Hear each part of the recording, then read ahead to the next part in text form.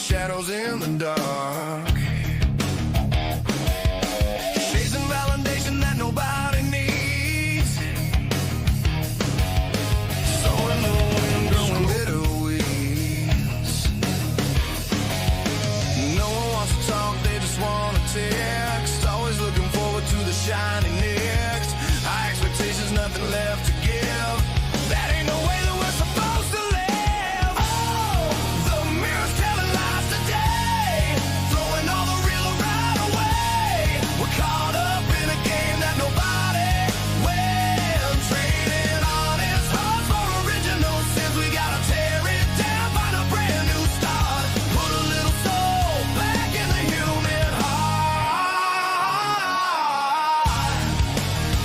In the human heart. Checklist and demands written on the wall. Building up a tower just to watch it fall. Independence shouldn't mean you walk alone. Turn a castle to a pile of stone. Every conversation feels like a test. Nobody's willing just to do their best.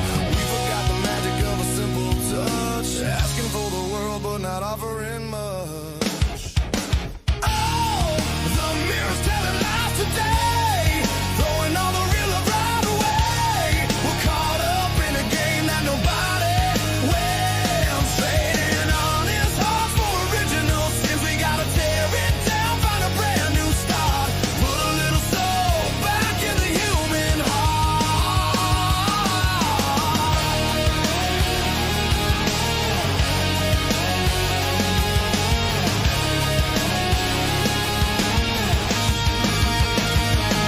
But there's a way to mend the broken chain. Step out of the shadow and out of the rain. Drop the digital armor, let the ego fade. Look at the beautiful world that we made. Honesty and patience can unlock the door. We can find the pieces that we had before. It takes two hands to build a bridge across the deep. Promises we actually intend to keep.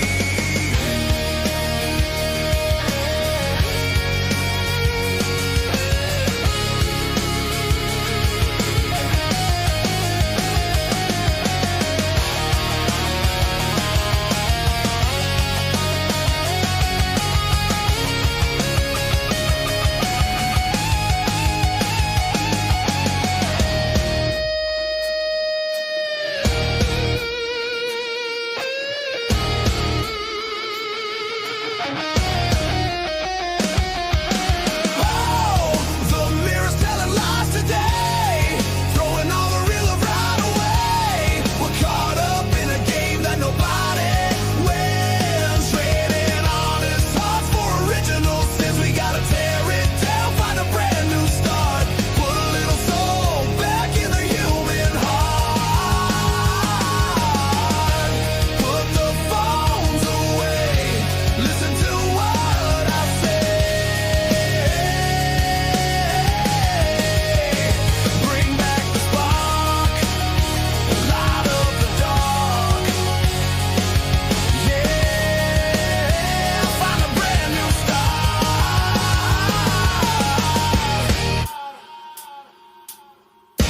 Put the soul back in the heart.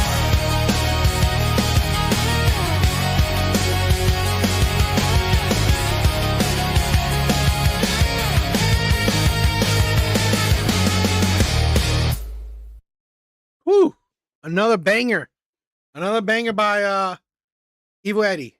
All right, check him out. Please check him out on YouTube. Great, I guess producer, right? He created these things, so created these songs. Amazing. I love it. I love it. Welcome to the Monday night live stream, right? Welcome to the live stream, guys. Hope you guys had a good weekend. Yo, it was a guys, I don't know why you missed it, right? You should have joined. You should have came along to the Discord, right? It was a great fight night. Last night's fight card was amazing. It was amazing. Absolutely loved it. Right? Great fights. It was fun as shit. And chilled with a few brothers, right? From the channel. So I thought it was fun. I thought it was cool. Um, but yeah, I want to do more in the future, right? I want to do more in the future, so we'll see what happens. We'll see what happens. But yeah, tonight we got a few videos to react to, so it'll be fun. More videos to react to. All right, let's get started. Let's get started.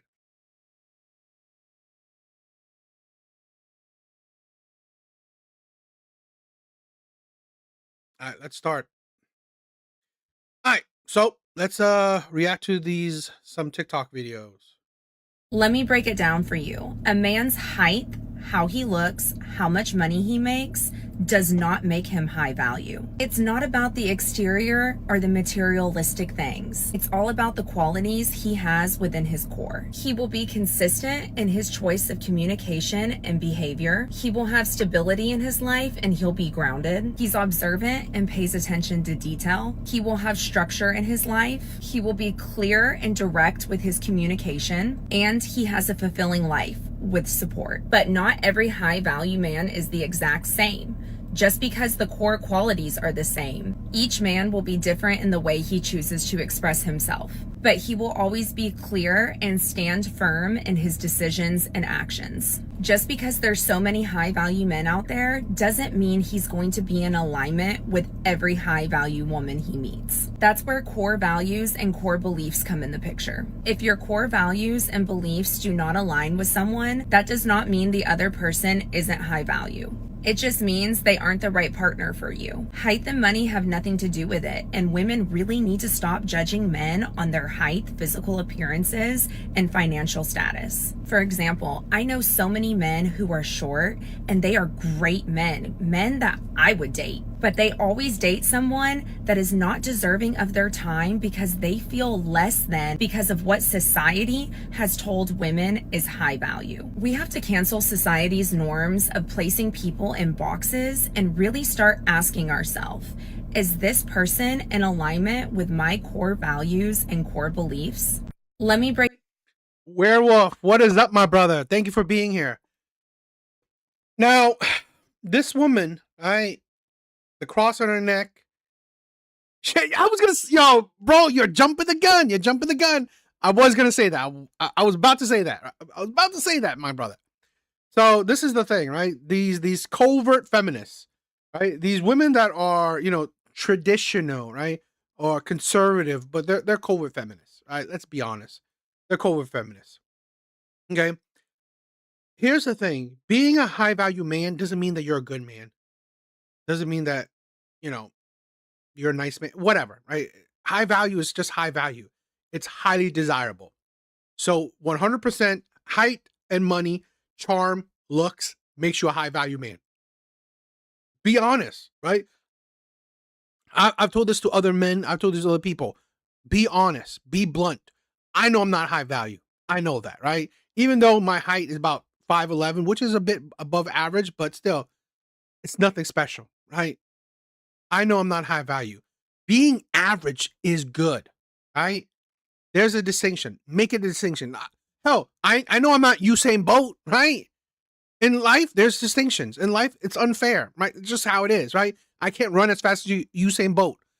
I'm not a high value man. So fucking what? We should be fine with dating average people, dating people within our dating market level, right? And here's a woman that she's deluded in saying what's high value, and she's kind of toeing the line, right? We'll talk about it. Let's break it down. Break it down for you. A man's height, how he looks, how much money he makes, does not make him high value. It's not. It makes him 100% high value. 100%. Just let's say this, right? Let's just do the height alone. High value. You are valuable, right? I'm sorry. No one sees a man that's 5'5" valuable. Just fucking how it is, right? To see how it's valuable, you see how society treats you, right? Plain and simple. How many, like, a quantifiable thing, right? You see beautiful people online having hundreds of thousands, if not millions of followers. They're high value because they're desirable, they're wanted, they're whatever. That's high value. You see a short, fat guy has any followers? No. It's high value. Just plain and simple. And it's rare, right? She literally said, "Oh, there's plenty of high value men." No, there's not. Literally, being 6 feet and above is about 15% of the U.S. population. 15%. What do you think the rest is the rest, the rest of the population, right? So it is 100% rare and high value. Ethan, what is up, my brother? Anything scarce but is on demand is valuable. Exactly. Not about the exterior or the materialistic things. It's all about the qualities he has within his core. He will be. See, it's nice, right? I don't agree what's high value, right? What she said in the beginning is high value. I do agree the more important thing is what he is inside. I 100% agree. That is more important, right? The materialistic shit, the surface level shit, it's high value, right? It's highly desirable. It's in demand. But what's more important is what's inside. I agree to that, right? I agree to that. That's because that's what, you know, can produce a healthy long-term relationship. Money doesn't necessarily will produce a healthy long-term relationship. Height, looks, they don't produce a healthy long-term relationship, right? Who you are, the values you have, the personality, the principles, the character you have inside is more important if you want a long-term healthy relationship. Be consistent in his choice of communication and behavior. He will have stability in his life and he'll be grounded. He's observant and pays attention to detail. He will have structure in his life. He will be clear and direct with his communication, and he has a fulfilling life with support. But not every high value man is the exact same. Just because the core qualities are the same, each man will be different in the way he chooses to express himself. But he will always be clear and stand firm in his decisions and actions. Just because there's so many high value men out there, There isn't a lot of high value men out there. There isn't, right? This is why here's the problem with like women like this, okay? They only surround themselves with high value men, right? I'm pretty sure she surrounds herself with taller men. I'm pretty sure that's who's her in her active circle, right? When she said that the short man, doesn't mean he's going to be in alignment with every high value woman he meets. That's where core values and core beliefs come in the picture. If your core values and beliefs do not align with someone, that does not mean the other person isn't high value. It just means they aren't the right partner for you. Height and money have nothing to do with it, and women really need to stop judging men on their height, physical appearances, and financial status. I agree to that, right? I mean, like if women want a long-term successful relationship, you should be judging men on their character, personality. For example, I know so many men who are short and they are great men that I would date, but men that you would date. You notice that there's no ring on her finger, right? At the very least, you know she's not married. Men that you would date, but do you date them? Do you date any of them? You probably don't, right? I mean, like, you're not dating any of them. So really, this is the covert feminist shit, right? This is the grift, right? How you can, I don't know, how you get these women to they can get you to follow them, right? They can get you to be a simp for them by saying a whole lot of shit, okay? By saying a whole lot of things, by pandering to men. That's the thing. These types of women, they pander to men. So men will follow them. Oh my God, this queen, she's on point. She's so amazing. The short kings will love her and the shit of that. But she will say shit, but it doesn't mean that it correlates with her actions. This is why, you know what? One of the things I agree with, don't listen to women. Listen to their actions. Show me you date these short guys, right? Show me, right? You said that you would, right? Show me. Show me you date these men that aren't high value, right? That aren't stereotypically high value. Show me. And when women do show you, they don't have anything to show, right? When women go through actions, when looking at women's actions, they have nothing to show. Bro, your stock portfolio alone make you high value, in my bro. I mean, here's the thing where, I mean, money wise, I'm decent, right? Money wise, I'm six figures, right? I'm doing six figures, all right? I have a six-figure net worth, and you know, height, I'm 5'11", which is, semi desirable. It's not six, it's not over six, but I always hate that, right? So close, but not there.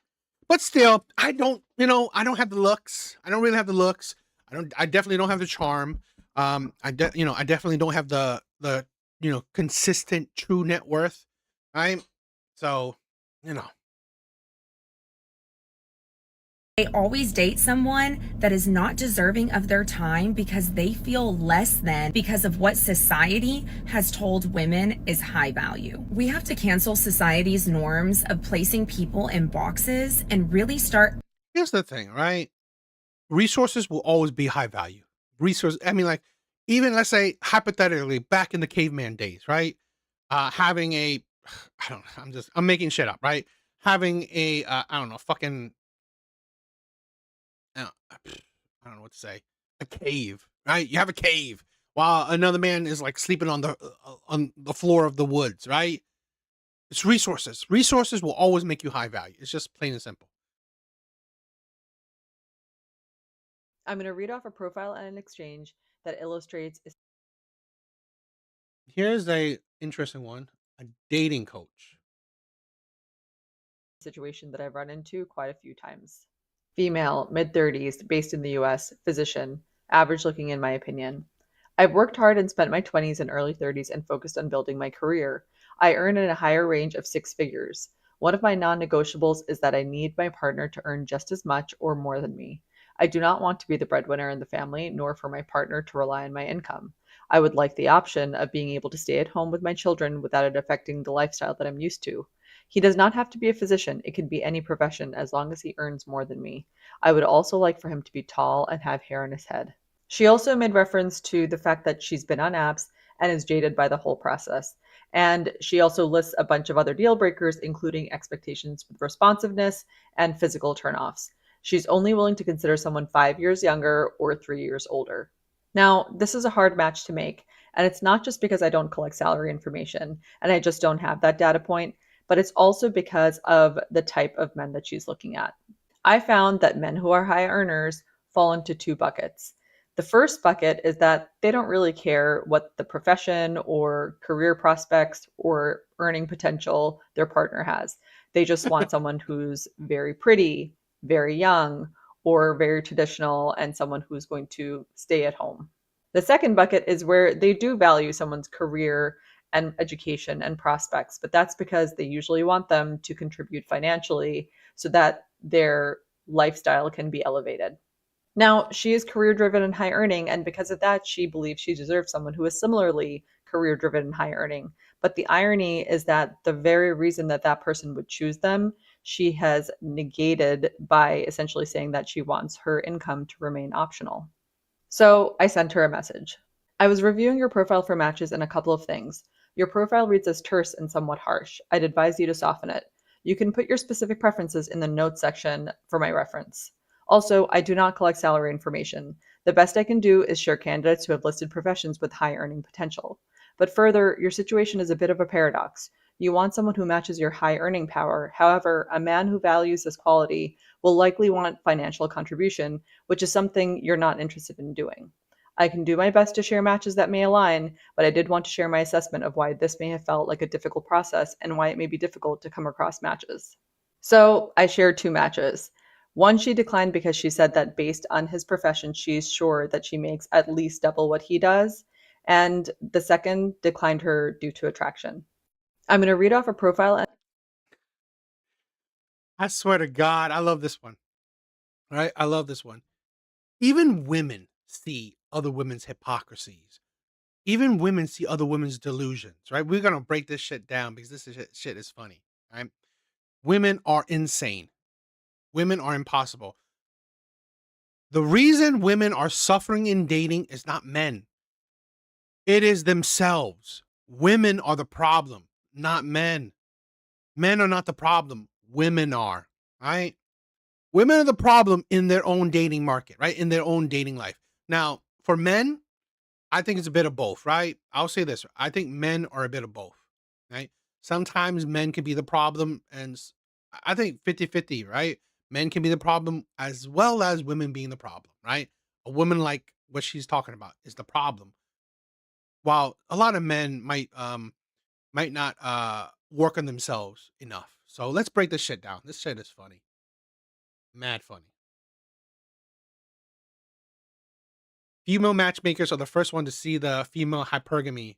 Like, holy shit. It's like, I'm going to read off a profile and an exchange that illustrates a situation that I've run into quite a few times.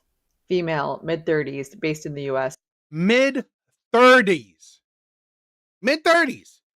It's like, I swear to God, it's like, and she said she wanted a man just 3 years older than her. Mid-30s, 3 years older than her, wealthy. Like, bitch, get over yourself. Physician, average looking in my opinion. I've worked hard and spent my 20s and early Average looking too, and like Ethan Bobby said, an Asian girl. 30s and focused on building my career. I earned Also, none of this, right? We don't talk about attitude. We don't talk about personality. You focus on your 20s and your 30s on your career. For almost a decade, you didn't make men a priority of your life. Now, after you pretty much you hit you're hitting the wall, right? You're almost smacking the wall, right? Mid-30s, you're almost 40, right? Once you hit 40, you're at the wall already. You're at the wall, right? So now that you almost hit the wall, you want men to make you up their priority, and while you now, after you almost past your prime, you want now make men a priority? Fuck that shit. What I do nails. Nothing special, right? It's really nothing special. It's a family, you know. I kind of quit doing. I was doing graphic design, right? I was doing freelance graphic design.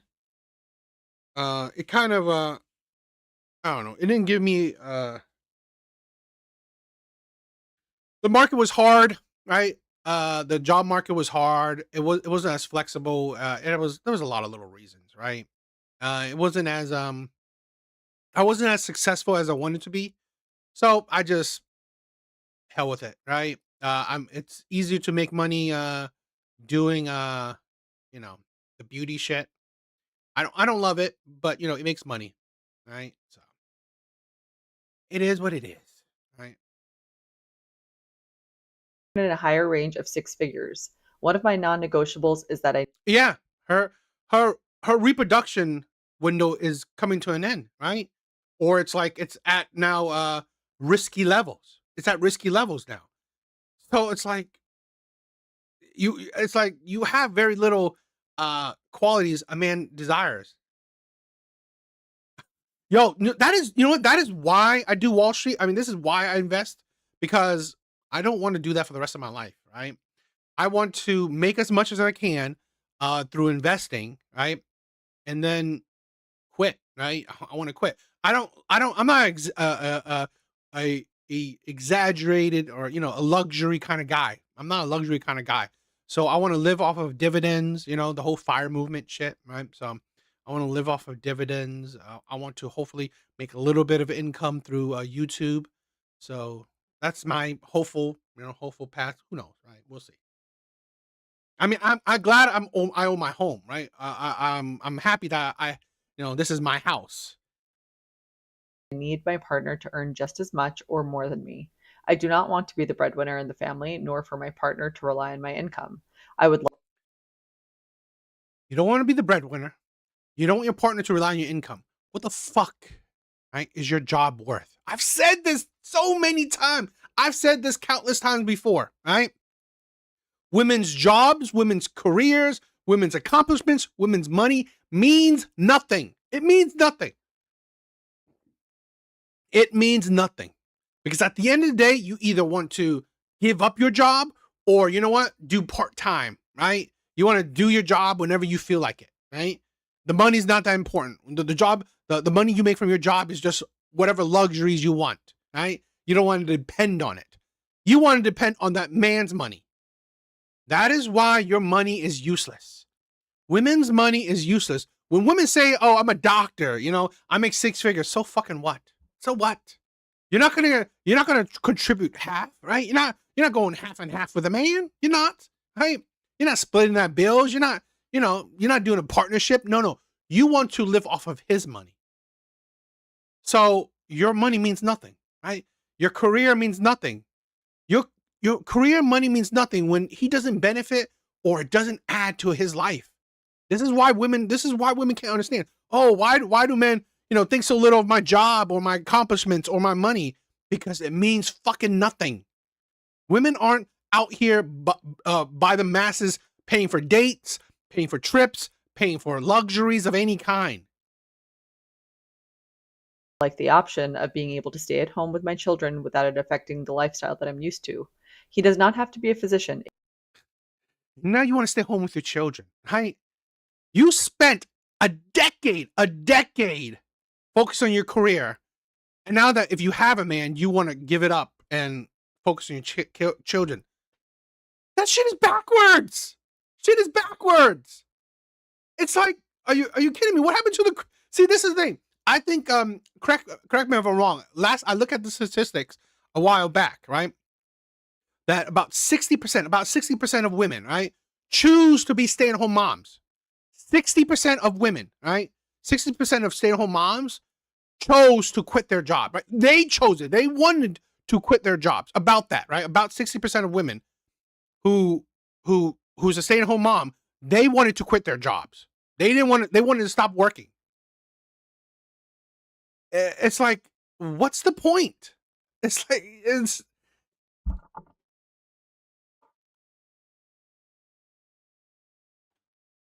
That is the foolishness of it, right? That's the foolishness of it. And here's the thing. She's doing it backwards. You are in your mid-30s. You're not going to find this man tomorrow.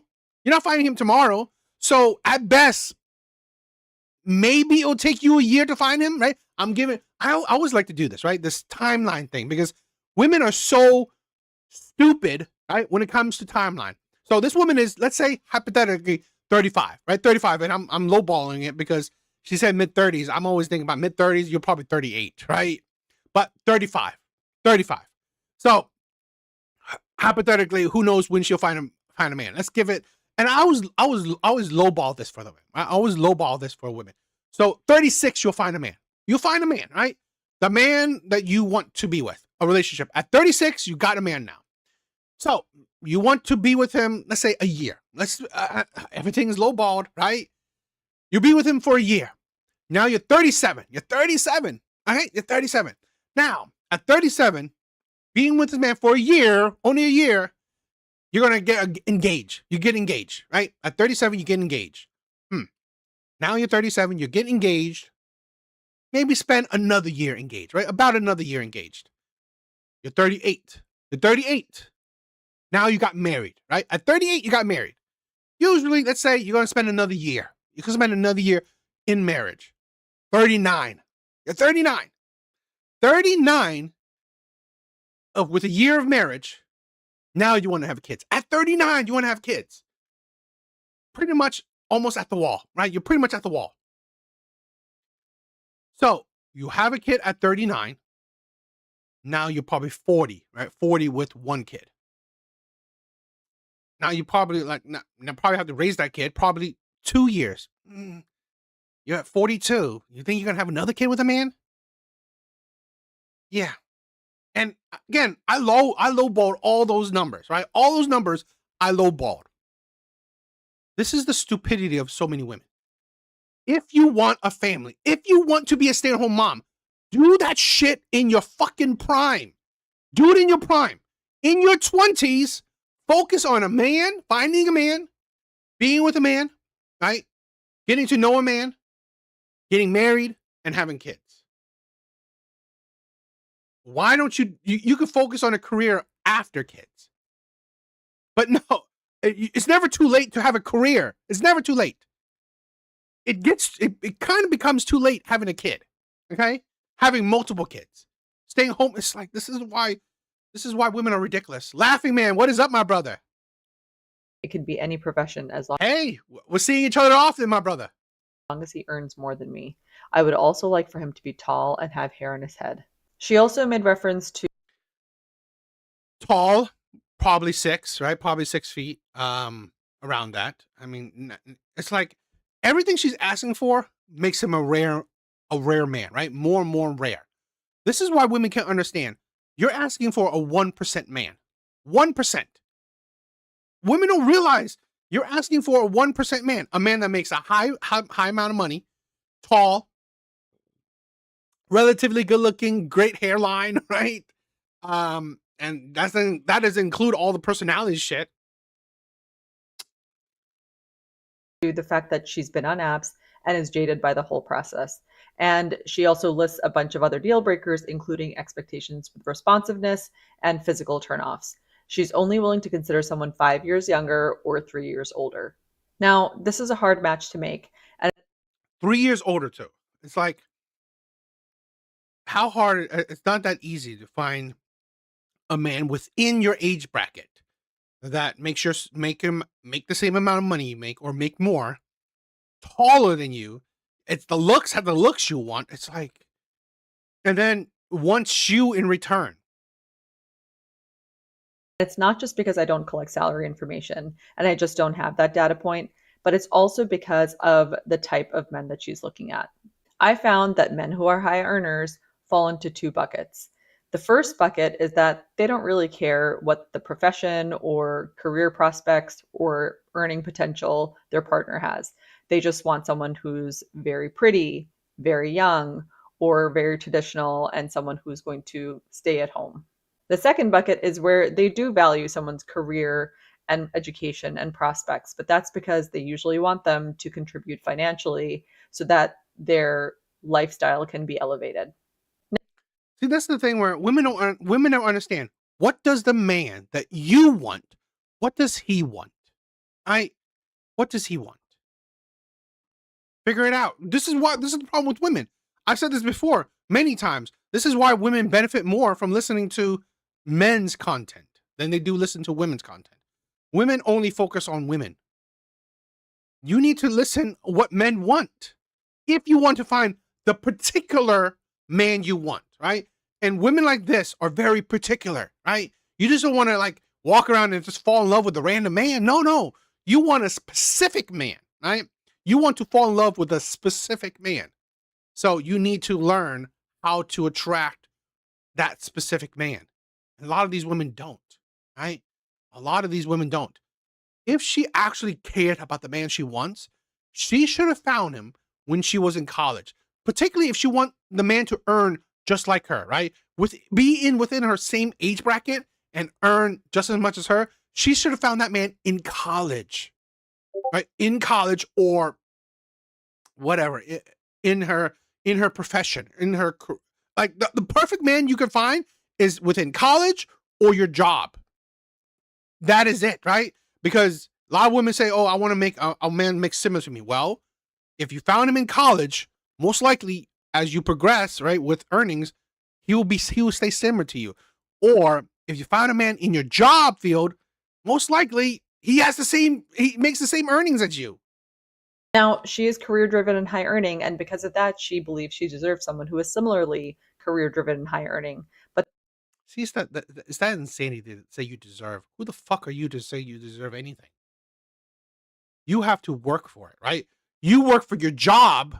That's what you deserve, your job, right? You worked for it, right? You worked hard for it. You went through the education. You went through the job, the job process.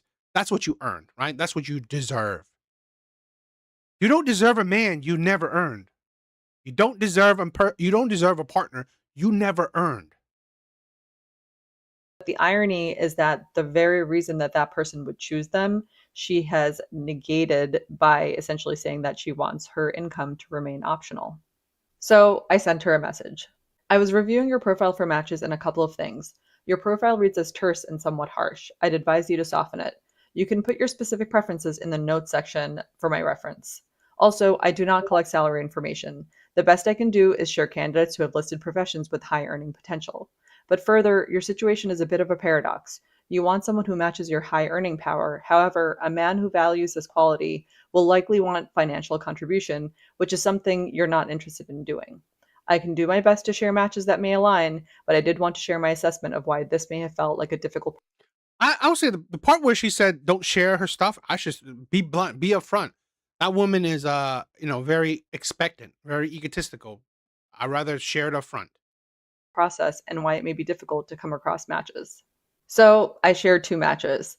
One she declined because she said that based on his profession, she's sure that she makes at least double what he does. The ego. The ego that, she's for sure she makes double what he does. Absolutely egotistical. It's like, and then we say, and then we think that women aren't. Why do you think men say what you bring to the table? Because essentially, she's asking what he brings to the table, right? That is essentially what you bring to the table. And the second declined her due to attraction. I'm going to read off. Due to attraction. She said it in the beginning. She's probably average looking. You want a high value man, and you are an average ass bitch. I'm sorry. Average women, right? It's like this is the thing. Women think their money, right? Their money adds to their value. It doesn't. What adds to your value is being desirable, right? So a man's height, right? A man's height adds to his value because that's desirable, i.e., like she said. A man's money adds to his value. Why? Because it adds to his desirability. A woman's money does not add to her value because he doesn't get it. He's not getting her money. He's not benefiting from her money. He doesn't desire her money. She doesn't even want to work. She doesn't even want to work. So really, her money's useless. Women are just insane. I just saw a girl turn down a guy like 4 times, and then he went across the bar and got another girl, and she got jealous and mad and started pursuing him and trying to sabotage him and the other girl he was talking to. What? I just thought it was funny. I thought that was interesting. Women are crazy. I grew up in a matriarchal household, and this is what it was like growing up. My mom was never expected to have a job. She had a job for a couple months just for like something to do. And then she was like, yeah, I don't like this, and she quit, and my stepdad literally didn't care. My mom never cooked. My stepdad did. Mom was like, I don't know how to cook. And my stepdad was like, that's fine, honey. I'll cook dinner every single night. And he still does. They've been married for over 20 years. My stepdad is an amazing cook. So yes, he works a full-time job, comes home and cooks dinner. He does stuff around the house. He cleans, laundry, dishes, all that stuff. My mom pretty much gets what she wants within reason. A couple weeks ago, I was over at their house and my mom was like, I want a smoothie. And my stepdad grabbed his keys and was like, okay, let's go, and drove us 20 minutes to go get a smoothie. Just because my mom said she wanted one. He didn't bitch, he didn't complain. He wasn't a grumpy asshole. He just did it. Obviously, me and my siblings, we are grown now. You're probably wondering, well, what does your mom do all day? Nothing. She's not expected to do anything. She just does whatever she wants. She be chilling. She be relaxing. She does whatever she wants. So yes, I am not falling for the propaganda of expecting a girl to pay half the bills and do all the cooking, all the cleaning, all the childcare. Respectfully, I decline. No, thank you. I was not raised that way. With all due respect, if I am expected to pay half the bills but do all the cooking, all the cleaning, I would rather just like do everything by myself and be single at that point. Because growing up, watching my stepdad do everything for my mom, it gave me like really high expectations. I grew up in a matriarchal household, and this is what it was like growing up. My mom was never expected to have a job. She had a job for a couple months. This is the foolishness of women, right? This is the foolishness of women. You want a man that cooks and cleans for you? You can find him. This is the problem with women. If women want a certain man, right? Cooks and cleans, works, right? You can find him. This is why I say dating for women is drastically different than dating for men, right? Women can always find that simp. Women can always find that beta male provider that will be with her. Yo, Sean, what is up, my brother? What is up? Women can easily find them. But you think that they can't, right? You listen to the videos, right? You're like, oh, if I can't find them, I'd rather just be myself. Bitch, you could. The problem, right? The problem that these women don't talk about, right? The shit that these women don't talk about is because, do you want him? Are you attracted to him? Right? Do you want him? I mean, she's not showing what her stepdad looks like, right? But this man's a stepdad. He provides for the whole family, and he cooks and cleans. He's a fucking beta male. He's a beta male provider, which is fine, right? Sometimes when I say, you think that when I say a beta male provider or shit like that, it's a bad thing. No, it's not, right? Beta is like, you kind of soft in personality, weak in mindset, right? Not necessarily, you're not typically an alpha, stereotypical alpha self, right? I've said this before. I'm no alpha, right? I'm definitely no alpha. I kind of, in my opinion, in personal opinion, this is just personal opinion, I borderline, right? Borderline to alpha to beta, right? So I'm no alpha, but I definitely don't fucking. I mean, I was a beta, right? I was a doormat. I thought about other people more than I thought about myself, right? I put other people's need before myself. I had no boundaries, no preferences. I mean, no standards, right? When you have a bit of the alpha, is that you take charge of your life, right? You take charge of your life. You are the leader of your life. Now, any woman that comes along, they come along on your path, right? They come along in your car. You're not coming along in their car, right? They are the passenger. You are the driver. Passenger can say shit, but doesn't mean shit, right? Here's a man that's a beta male. He's the passenger. He's the passenger while his wife is driving the car. It's fine, right? If that's what you want. Women can obviously find those types of men. Do they want those types of men? Right?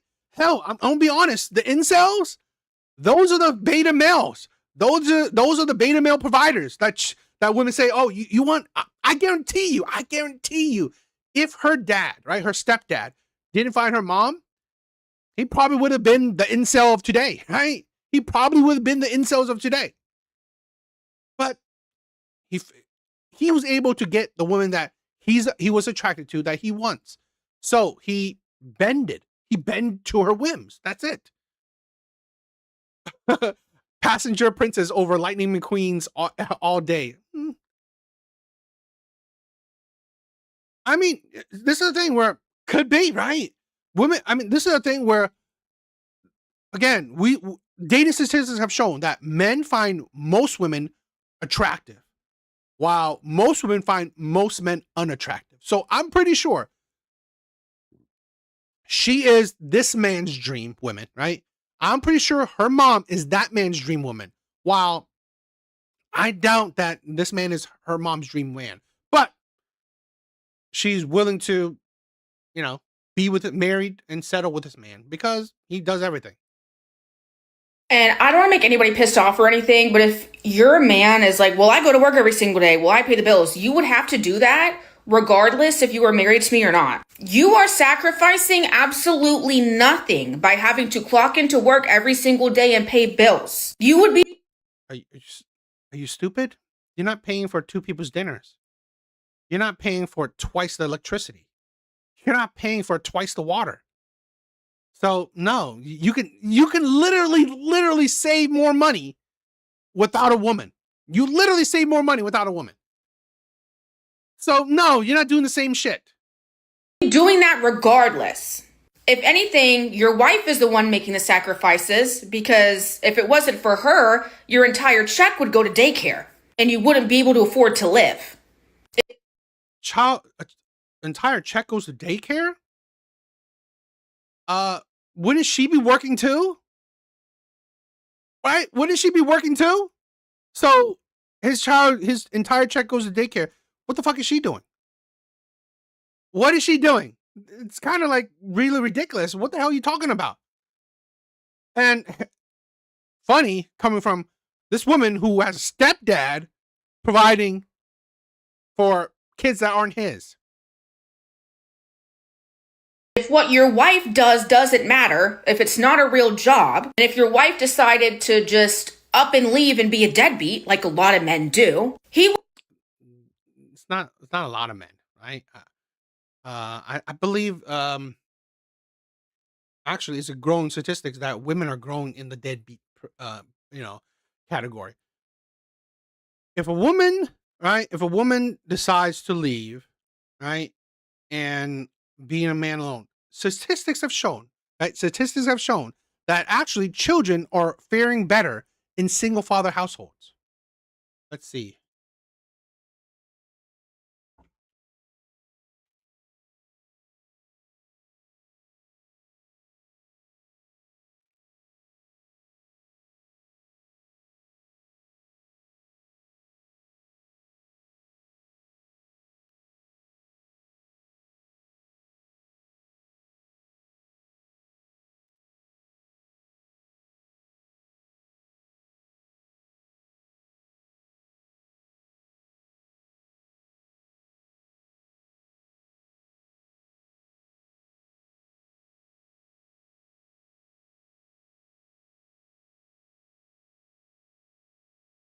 Yeah.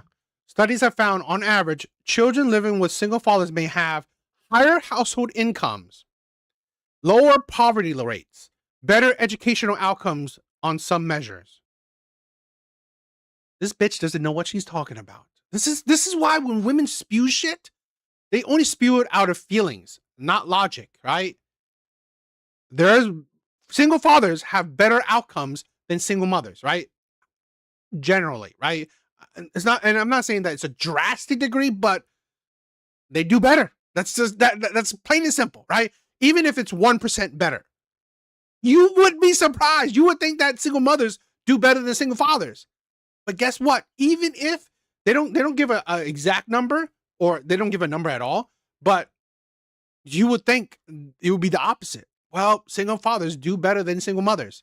So you can leave, you can be a deadbeat mom, and the man will still be fucking fine.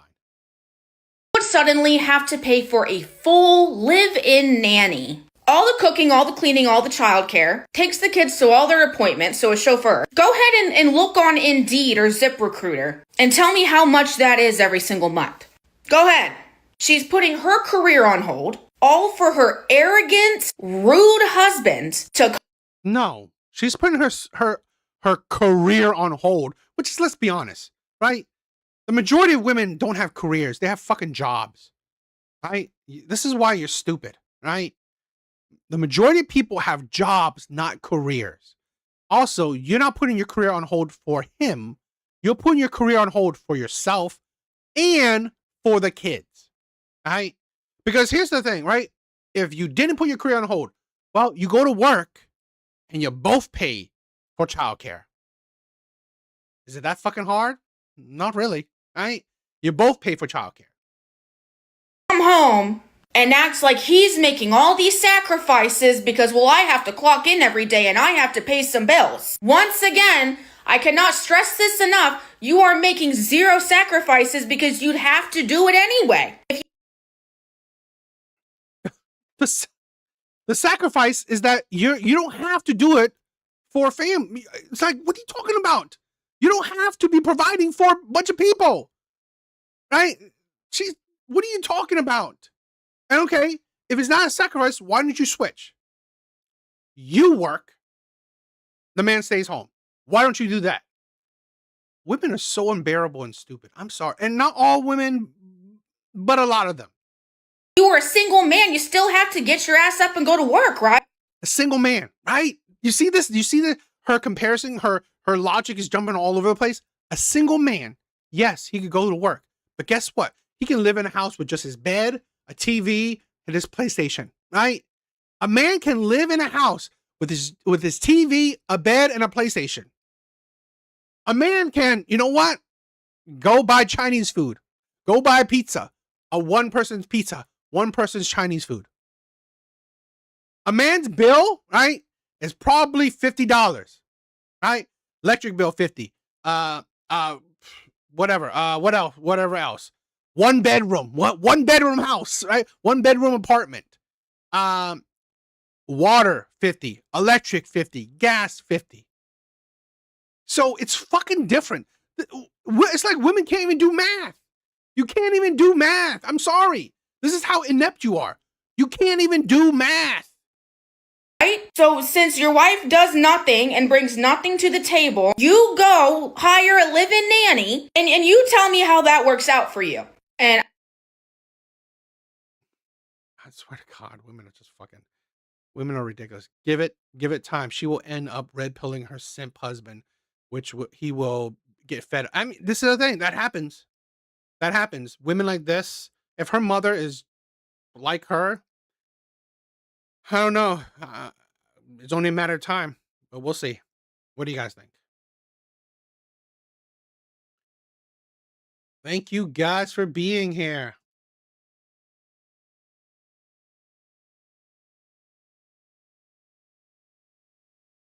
Guys, please like the live. Please like the live.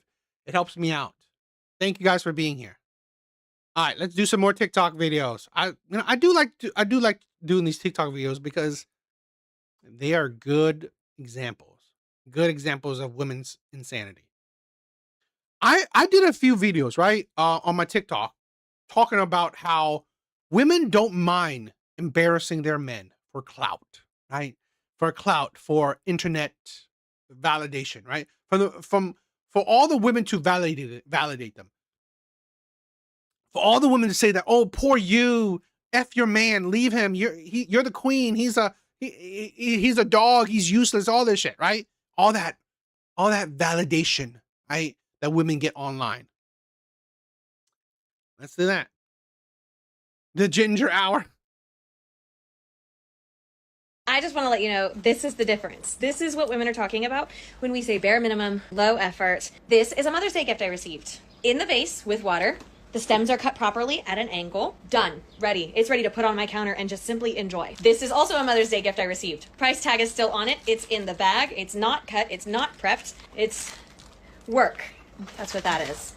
It's work. I buy myself flowers on a regular basis, so I'm used to the work. But when you get me a gift, I don't want to have to work for that gift. I want to enjoy that gift. This is work. Now what's the difference? This was gifted by a woman. This was gifted by a man. That's it. That's it. Why do you think men stop buying women flowers? Just stop it. Just stop it. It's the amount of unappreciation, right?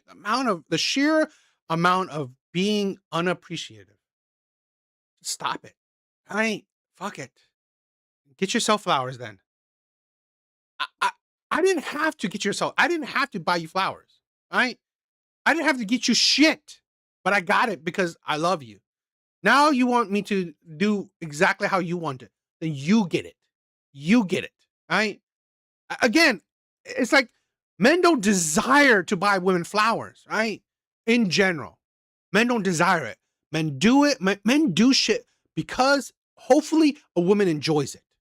But when you see the negative, when you see the negativities, right? The bad shit, when men do shit for you, it turns men off, right?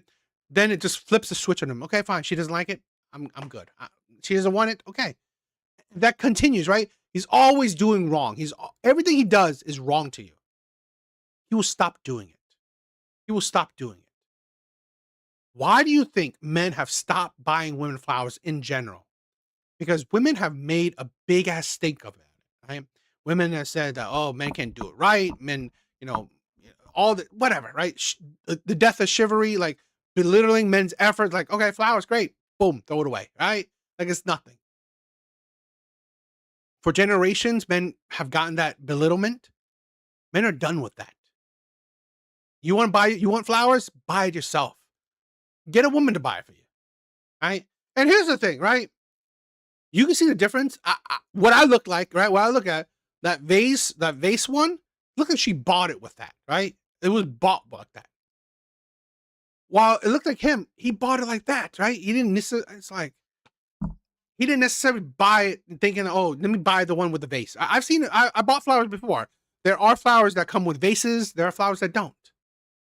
It's like women put so much more layers of thought into something that just spoils the shit. Happy Mother's Day.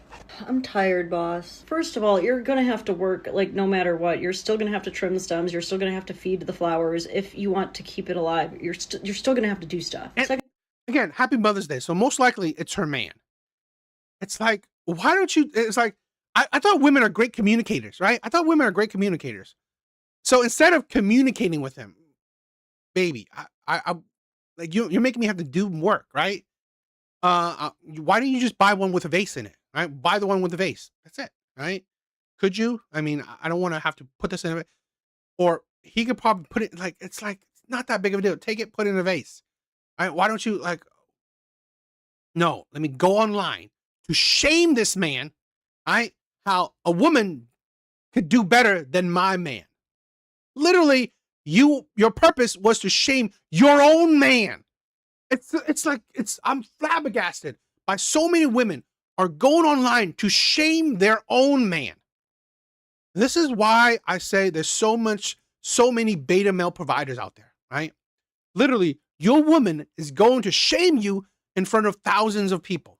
Thousands of people, she's trying to shame you. Probably some will probably be within your own circle, right? If she's making a video, it's usually connected to the people, she knows, right? So she's literally shaming you in front of the people you would know. This is how much she loves you. That she would want to shame you in front of people you know, to show you how incompetent you are. Like I said, why I see these men are beta is because they allow themselves to be treated like doormats.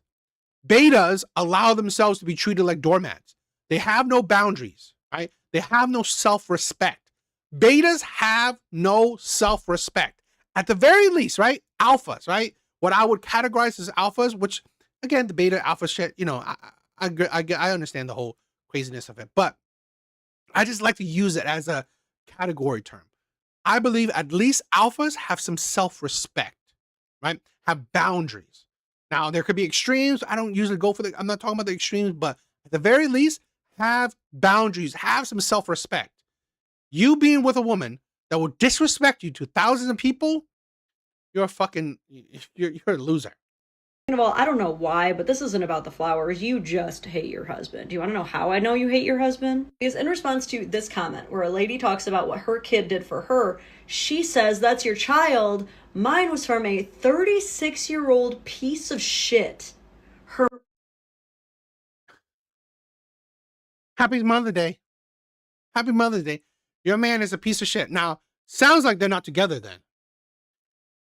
Why the fuck, if you're not together with her, buy her flowers? There was a reason why you're not together with her.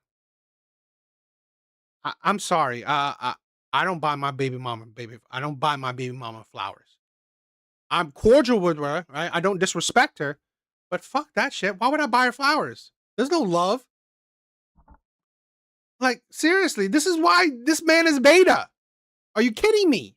She calls you a piece of shit. She belittles you, and you buy her flowers? You're a fucking idiot. Her man she's talking about like that. Bro, you called your man a piece of shit? That's crazy. Meanwhile, there are guys like this in her comment section saying, my wife and daughter got me a grill for Father's Day. I had to assemble it myself, then cook that evening. You want to know how I responded? With grat. You see that? It's like, imagine this guy went online. He's like, oh my God, look what my daughter and my wife got me, right? She got me a grill. Now I have to fucking put it together. It's like, seriously. And they showed me like, look at what my friend got me, right? He got me a grill that's already ready to go. You see this? It's crazy. This piece of shit woman, right? And piece of shit daughter made me have to go through all this extra work. Attitude. I'm sorry, but you are the problem. You are the problem. If you are asking me to choose, who is the problem? The guy who got his wife a bouquet, or the woman who calls her husband a piece of shit? It's you, the one who called her husband a piece of shit. That's crazy. I just want to let you know, this is the difference.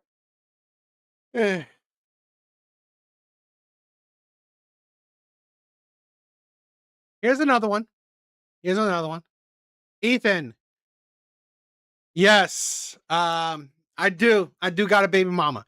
Sadly, I got two. Right? This is why when I say the shit I say, it's from experience, right? It's from experience. My brothers, I made so many mistakes in life. I hope that you guys don't make it. All right. If I could change my life, I would. All right. I made so many mistakes in my life that, yeah. I mean, what can I say, right? I had baby mama drama. I'm ah. So, my brothers, don't make the mistakes I made. Guys, does anyone else's husband or boyfriend do this? Center Delta 9252, holding short 10 left, ready for departure. With your flight level 370? Hillary. Guys, does anyone else's husband? Guys, does anyone else's husband or boyfriend do this fucking shit?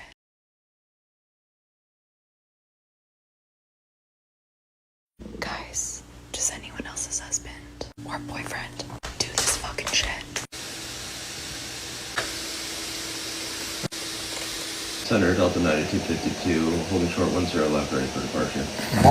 With your flight level 370? 1312 Miami Center, squawk 60. Guys, Like, yo, Ethan, I got like, well, see. This is a thing where you wonder why my content, right? You wonder why my content. I do talk a lot about black people. I've said this before, right? I've said this before. I'm closer to black people than I am to Asian people. As crazy as it is, I'm closer to black people than I am to Asian people. I live in, you know, where I live, right? I've been surrounded by black people all my life, practically majority of my life. Most of my friends are black, right? Throughout my life. You know, I went to inner city schools, you know, and I've dated mostly black women. So, you know, I get a whole lot of flack by talking about black people, but it's like, hell, I don't really know Asian women that well. I don't know Asian women that well. I don't really know white women like that. I talk about them, but it's not like I have experience with them. I have experience with black people. Just how it is, right? So here's another thing, right? She's laughing, she's doing a gag face shit like that. Her man is just chilling at home, doing a hobby, playing a game. And she finds that disgusting. Right? Particularly probably because he goes to the extreme with it. So what? He's enjoying himself. This is why women are unbearable, right? This is why women leave relationships, because they have no fucking hobby. They have no life. Women have no life. So because they have no life, they expect the man to be her life. And if he's not her, because she expects him to be her life, and she's bored, well, she blames it on him. She'll put the blame on him. Oh my God, my life sucks. My life is boring. It must be because of you. It must be because of you. So I want to divorce you. Instead of get a fucking hobby. Right? Get a hobby. Get an activity to do. He's just chilling, right? He's having fun, chilling. And here you are blasting to the internet saying it's like, it's, you know, his shit is weird. His shit is like, disgusting. It's unbelievable. Like, I love the drink. Not drinking, not cussing, not cheating. I was like, it's unbelievable. I just find women, it's like, these are the women that are, this is why I say this man is another man that is a beta. Another man that is a beta. Your woman is literally 2,000 of people, right? This video has gotten 170 likes. 170 likes. Hundreds of thousands of people. Your woman is literally shaming you to thousands of other people. It's like, you take it, right? You take that disrespect, right? Men take that disrespect. It's tiring. Guys, does anyone else's husband or boyfriend do this? Center Delta 9252, holding short 10 left ready for departure. Was your flight level 370? 1312 Miami Center Squawk 60.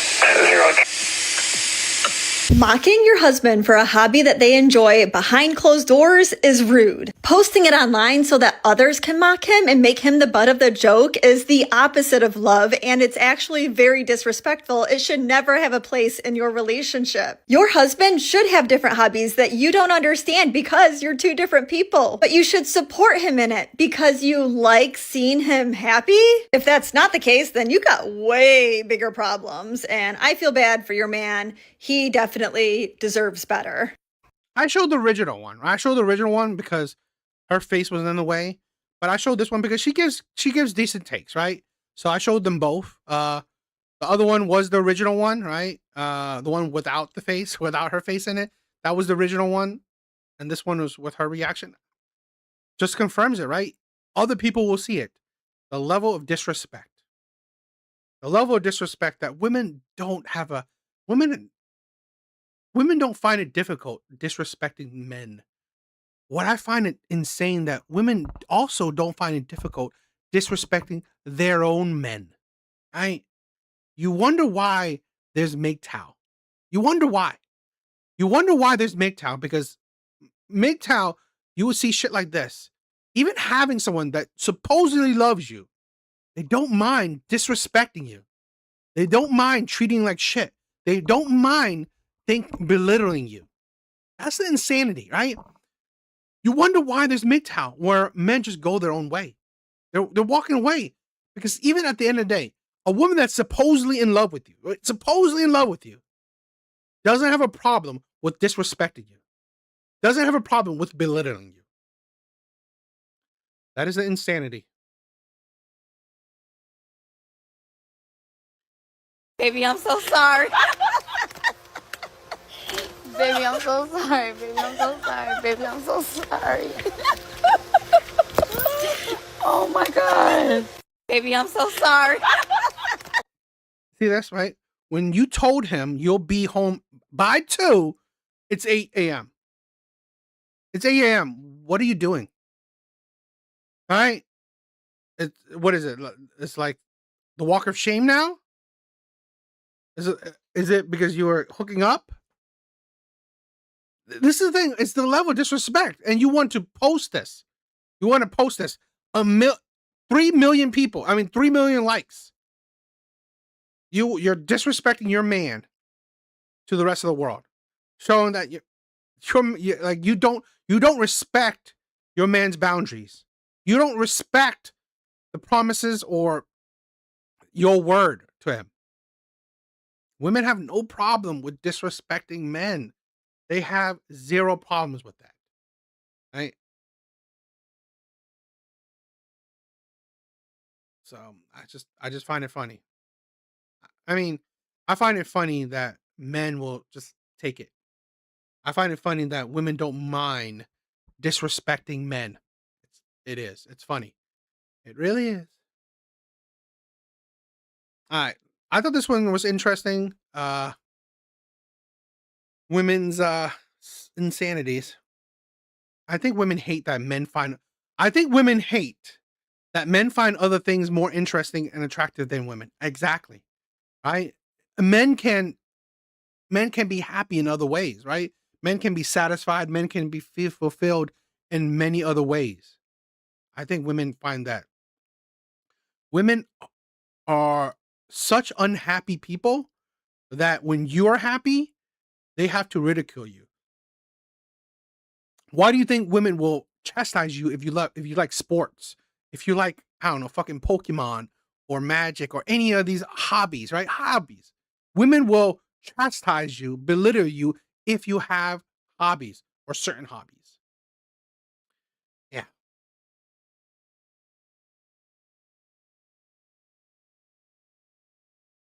All right, let's check this one out. So my daughter's 8th grade promotion was ruined. And because of her stepmom and her dad, because they have no courtesy and no respect. I have no words for anything. Actions show everything, and I don't even know what to do. That's messed up. Why did she need to be in the picture first? Why? It's not even your kid. It's like, you see the selfishness of women like this, right? They got to make it about them. Did your daughter complain about that, or are you the one complaining about it? Did your daughter complain that the stepmom that the stepmom is taking a picture with her, or are you? This is the problem with so many parents, particularly women, in my opinion. They have to make it about them instead of making it about the kids. I mean, like I'm assuming, I'm guessing, I'm gonna have there's a follow-up video to this, so I'm assuming. But a lot of times women leave relationships. They don't think about kids. They're not truly thinking about the kids. They're thinking about themselves. You're thinking about yourself. So my daughter's 8th grade promotion was ruined. And Because of the picture? Did your daughter say it was ruined, or are you still saying it? Or are you saying it's ruined because your selfishness? Again, this is the narcissism of so many women, right? The narcissism of so many women.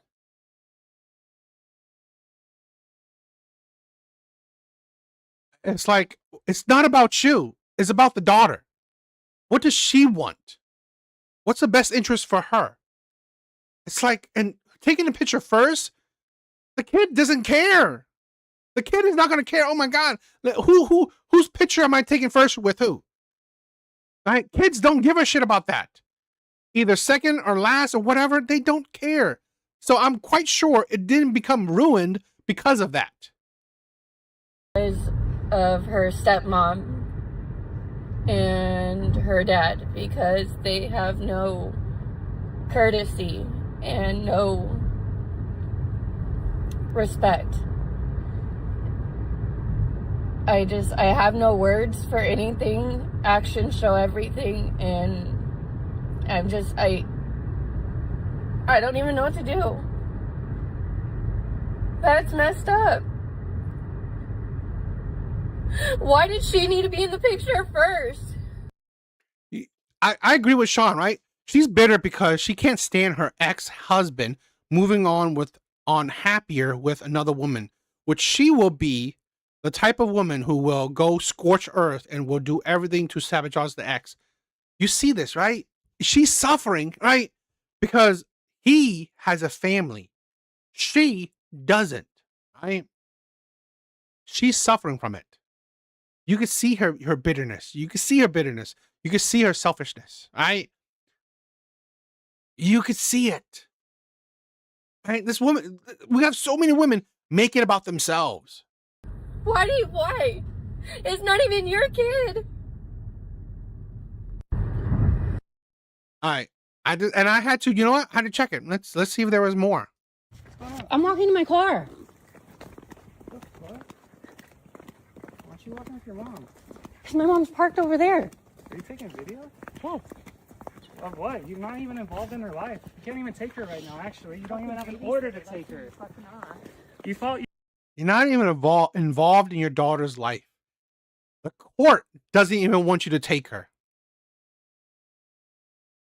Bitch, you are the one who ruined it's like, this is a thing where we don't talk about, right? We don't talk enough about incompetent mothers. We don't talk about that enough, right? We constantly talk about the deadbeat dads, right? We constantly do talk about that. We don't talk enough about the deadbeat moms. Why should we, right? Because we have a narrative that being born a man automatically will make you a deadbeat dad, right? If if the situation arises, it's usually the man's fault, right? Being born a woman, you're usually the best woman ever, right? The best mom ever. That is the insanity. That is the insanity we're dealing with, right? That's the propaganda. That's the narrative we deal with. You're taking What care are of your you dad. trying to do? You're taking care of your dad. You don't do anything. When have you paid for any of her shit? I have to pay for her doctor's appointment. I have to pay for everything because you can't. You don't do anything for her. But you're acting like you're involved right now. When have you followed any order? Shut the fuck up and be a fucking mom for once, bitch. Like, you can video me all you want. I have evidence. I fucking log everything. Nasty asshole. Christina, watch your mouth. We're not stooping down to that level. It's about time you step up and be a fucking mom. You're not taking her right now. You can't take her. You can't. She doesn't have the order to. And technically, like, You can see why the courts didn't allow it, right? Didn't allow the daughter, in the mother's life like that. It's the pure selfishness, right? It's the pure selfishness. You would record this instead of taking the time to improve yourself, being a better mother. You're still selfish. And the last video proves it. Proves how selfish you are. Proves the level of selfishness that is in you, right? The pure narcissism, the pure ego. why would you follow us out? Like, this is not about you. You fucking ran out of there. Where's your mom?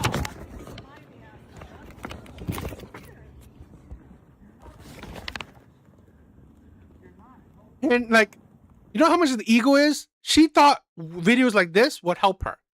She thought this video would add to her narrative.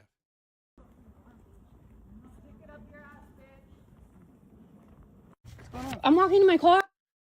This is the insanity of women, right? This is, you guys, we got to be careful. And I know the experience. I've dealt with crazy, bitter ass baby mamas. So I understand that. What do you guys think?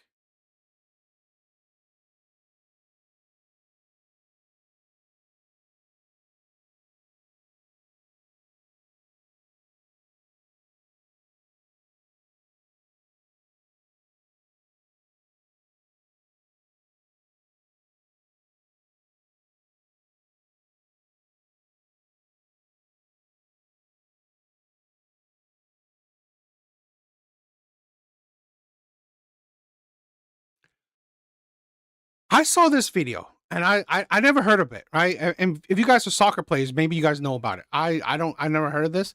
I thought this was interesting. I thought this was interesting. So I sued Tosin for £11,000 damages. Tosin is the biological uncle of my daughter. Imagine being sued for child support by a baby mama you never slept with.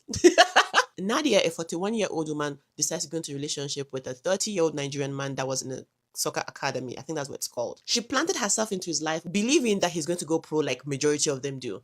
She had a relationship with this man, had a daughter. After a couple of years, she finds out that this man is not going to go pro. Like, okay, well, that you were supposed to be successful. You're supposed to have money. What's going on with you? The younger brother, on the other hand, went pro and has a lot of money. So she goes, I'm just going to go ahead and break up with you because you're not exactly giving the vibe I was expecting. So she breaks up with him and then takes him to court for child support.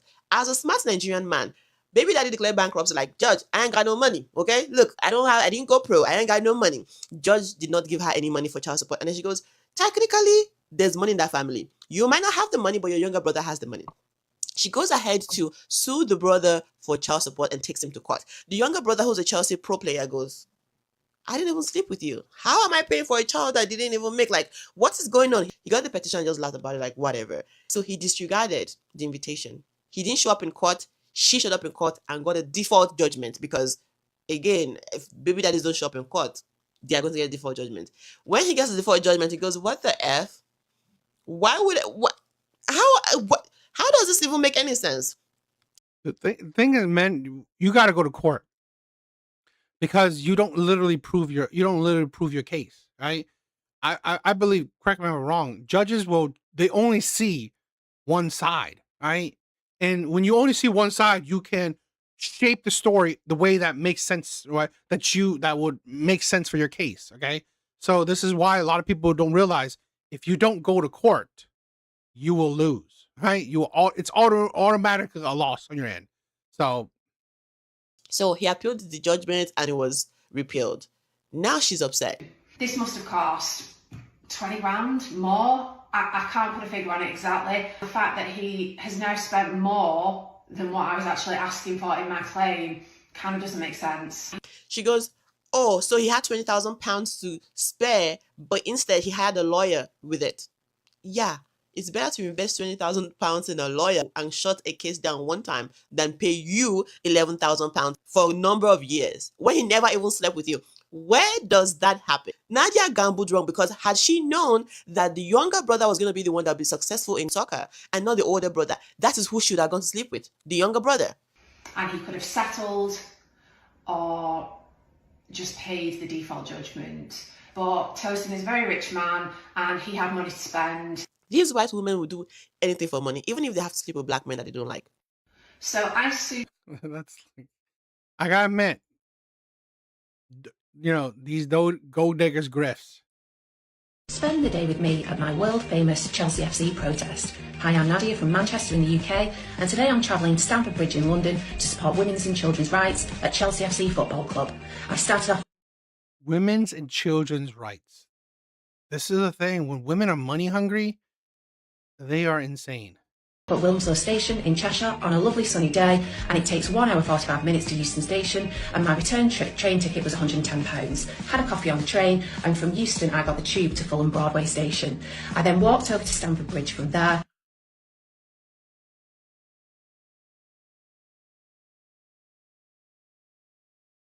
In Stamford Bridge in London to support women's and children's rights at Chelsea. So I sued Tosin for £11,000 damages. Tosin is the biological uncle of my daughter, which is pretty ironic as the Chelsea fans refer to him as Uncle Tosin. He is an uncle, but is actually no way practically or financially involved. Tosin instructed Kingsley Napier in London, and he was represented by Ian Cooper from King's Chambers. He's a barrister. So I asked Tosin's main lawyer, Sue Thackeray at Kingsley Napier, I said, ballpark figure, how much has Tosin spent on striking out my claim and getting my default judgment set aside? Response, dear Nadia, thank you for your email. We must decline your request for privileged information. This must have cost 20 grand more. I can't. Like, God, it's like, I've said this before, my brothers. You gotta watch out for these women. Right? You got to watch out for these women. I'm sorry, box isn't worth it. It's not worth your peace of mind. It's not worth the drama. It's not worth the hassle. Don't deal with it. Right? Don't let these women ruin your life because of just, I don't know, a pretty box, right? Don't. So these women are insane. All right, let's check out more insanities by women. Genuine question for the men. What fucking demons are you guys always talking about fighting? Is it accountability? Because what the hell are you guys talking about? I guarantee you that like the worst demons that you're claiming to be fighting is just like the average thing that women have to go through mentally. Maybe if you guys hadn't deemed being emotional as being gay, then you wouldn't have an issue right now. Maybe you guys could try trading out your stoicism for, I don't know, emotional intelligence. Maybe try trading out the gym for a therapist. But I don't believe you whenever you act as if you're fighting demons that like women don't understand. Your mental health being bad is nothing but the result of patriarchy and you deciding to hold up gender roles. Take some fucking accountability and responsibility for your own mental health and the management of that. Women were not the ones who created the patriarchy or these gender roles that tell you that you have to be silent about your mental health or that you can't open up or that it's like gay to be emotional. I find it funny saying that men can't open up. You made a video literally shaming men for opening it up. It's like women, I'm sorry. It's like women are too stupid to understand, right? The irony is my therapist. The irony is my therapist. It's just funny that women don't understand the hypocrisy. You are shaming men for opening up about their mental health and saying that, it's not women's fault or it's not women telling you not to, I don't know, share your mental health. You're literally fucking doing it in a video as video proof. You're belittling men who care about their mental health. Men created all of that. So either you guys. Here's the stupidity. Men didn't create it, right? Men didn't create it. Like, men, it's like, this is the thing where it's like, we don't understand where a select few men created it. Yeah, men supported it. But what would you say the alternative is? What would be the alternative? A matriarchy? You think women ruling, when women could care less about men, you think that would be better? It's like, I find women funny. Like, oh, the patriarchy this, patriarchy that. What would be the alternative? What would be the alternative? Matriarchy? Like I said, where do you see, right, in the world that women actually treat men with respect? Women actually treat men with love. Women actually care about men. Please tell me. I mean, I don't see it, right? I don't see it in mass, right? I'm not saying there's none. I don't see it in mass, right? So, it's funny. Guys dig yourself out of that hole, or you can continue to stay in it. Either way, like, it's not women's issue to fix that for you. Genuine question. I want to see an example of men saying that it's women's issue to fix men's mental health. I really want to. I've never seen. I've said this before. Show me video proof. It's not that hard, right? Show me video proof of a man saying that it's a woman's job to fix a man's mental health. It's fine that you don't care about it. It's different when you belittle it, right? You like, obviously you care enough to belittle it, right? You care enough to belittle it. This is the thing where when you don't care about something, you don't even think about it. You don't even talk about it, right? Even hating on something, you care to hate about it, right? You care to hate on it. It's this ridiculousness of a lot of women. And I find it funny, right? Great. You don't care about men's mental health. Why do men have to care about women's? Right? Why do men have to care about women's struggles? But women make it a thing, right? Women make it known that men need to care. Or society needs to care. I seen a post that said now women care about men's mental health. No, we don't. No, we don't. Who said that? Good women. That's who said that. You know, those that actually care about others other than themselves. I'll be the bad guy. I'm here to tell you the truth. You're not fighting mental health. Yeah, my therapy is my fucking hobbies, right? That's my therapy. I'm sure I think, right, men that have serious mental health, they don't have a good grasp on their, on how to, I don't know, they don't have good hobbies, or they don't have good maturity. You're fighting accountability. Well, if anyone would know what fighting accountability is like, that would be some women out there. But I wonder exactly. Accountability. It's like women say it, fighting accountability. What do you mean fighting accountability? Accountability for what? The patriarchy? What? It's like, what young man, right, today created, it's like, this is a system, right?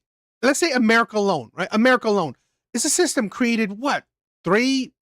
400 years, 200 years ago, about, right? 200 years plus ago. What man is part of that? It's like, are you stupid? I mean, it's like, I think it's created longer than that, right? But it's like, are you fucking kidding me? Are you kidding me? What accountability? When you say patriarch, what does that fucking mean? What man is accountable for the patriarchy? It's like, you ridiculous. What are you talking about? It's like, I always say this is ridiculous. When people say shit, give me an example, right? When I was arguing with the detractor, right, Alan, you guys probably know him. He says shit, but I say, give a fucking example. Give an example. I hate when people say things and they cannot give an example of it. Give me an example of what you mean. Because when you say something vague, no duh, you're right, because you gave no examples, right? No, let's be honest, right? 250 years. I think that's the Declaration of Independence. Our society was created longer than that, right? But I'm saying, like, I did say 200, right? I'm saying I think let me double check.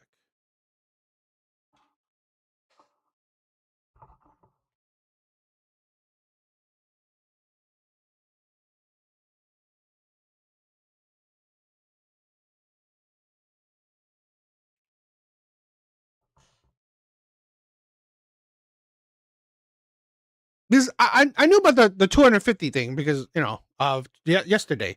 The thing is that I made me think about, like, I mean, we had a society before then, right? You know, so the patriarchy was not necessarily invented in America like that. So I mean, that's why I'm like, Exactly what they mean. You're fighting the things that you did in the past that you don't want to own up to. You're fighting the voices in your head that your mama put there ever since you was a little boy, trying to enable you your whole life. Now you got to face it in the real world. And this is what we would call victim blaming, saying that all their mental health problems are essentially their own fault. I'm going to tell you the truth. Stop it. You're faking it. Oh dear. So they've actually gone from blaming the victim for their own mental health problems to actually denying that those mental health problems for thousands, if not millions of men actually exist. How charming. Stop it. You're not fighting demons. You're fighting yourself. You're fighting your own consequences. Please. it's like the septum ring theory. It's like, are you kidding me? Like, women are actually ridiculous. Women are actually ridiculous. All right, the septum ring theory is honestly very strong in this one. This is why I've said this before, right? This is why women have no moral high ground, right?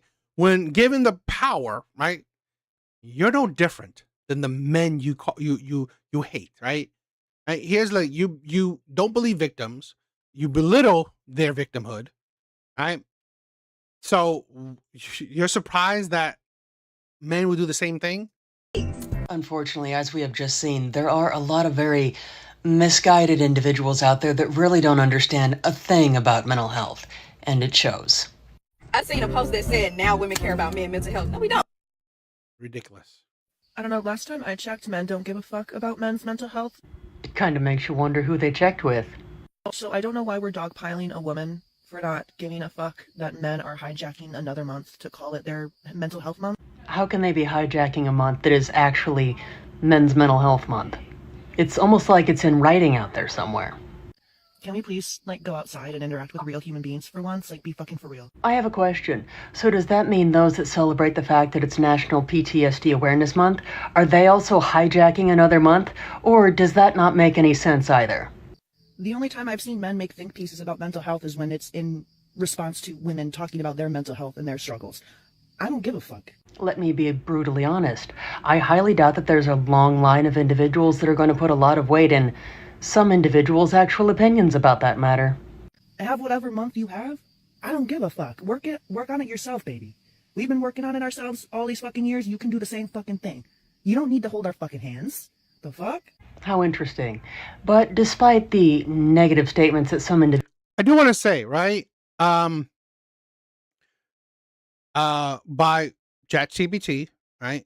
In 1994, the U.S. Congress designated June as Men's Mental Health Month to raise awareness for men's health issues, including mental health.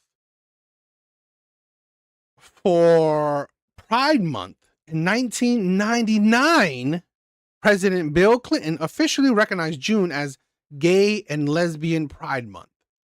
So, it wasn't official. Pride Month wasn't official until 1999, while men's mental health was 1994. 5 years before it. So, who's hijacking who? Individuals make. Gentlemen, I would like to remind you that there are quite a lot of men, as well as some good women out there, that really do care about your mental health. I don't know, last time I checked, men don't give a fuck about men's mental health. I don't think you give a fuck about your own mental health. So, you look so fucking weird. Yeah, but don't forget it's mental health month. Right? No, it's Mental Health Month. What do you mean? It's Mental Health Month. I'm man. I deserve attention. I'm man. I'm good man. I'm one of the good. Yeah, but don't forget it's Mental Health Month. Why do these women look so fucking stupid? It's like, seriously. And it's like, when the attention isn't on them, I find it funny. I really do. That, you know, you're talking about men wanting attention.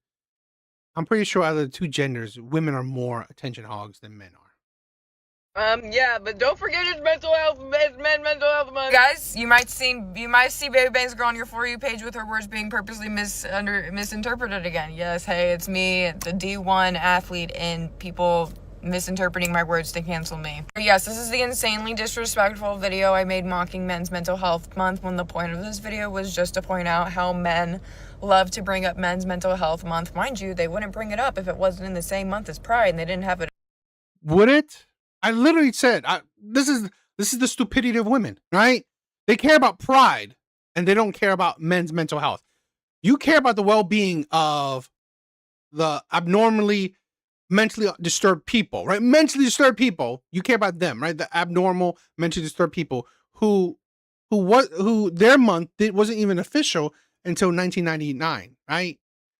Men came before it, right? Men's mental health came before gay pride. Oppressed communities who oppress, to take away from the fact that it is the month of the LGBTQ. I'm getting doxxed, very credible doxes and very credible threats, which absolutely proves my point. My point in the sense that men weaponize their mental health to oppress communities in the same way that they are oppressing me by threatening violence against me. I liked a couple of comments that were dark humor, and I made a couple comments that were dark humor.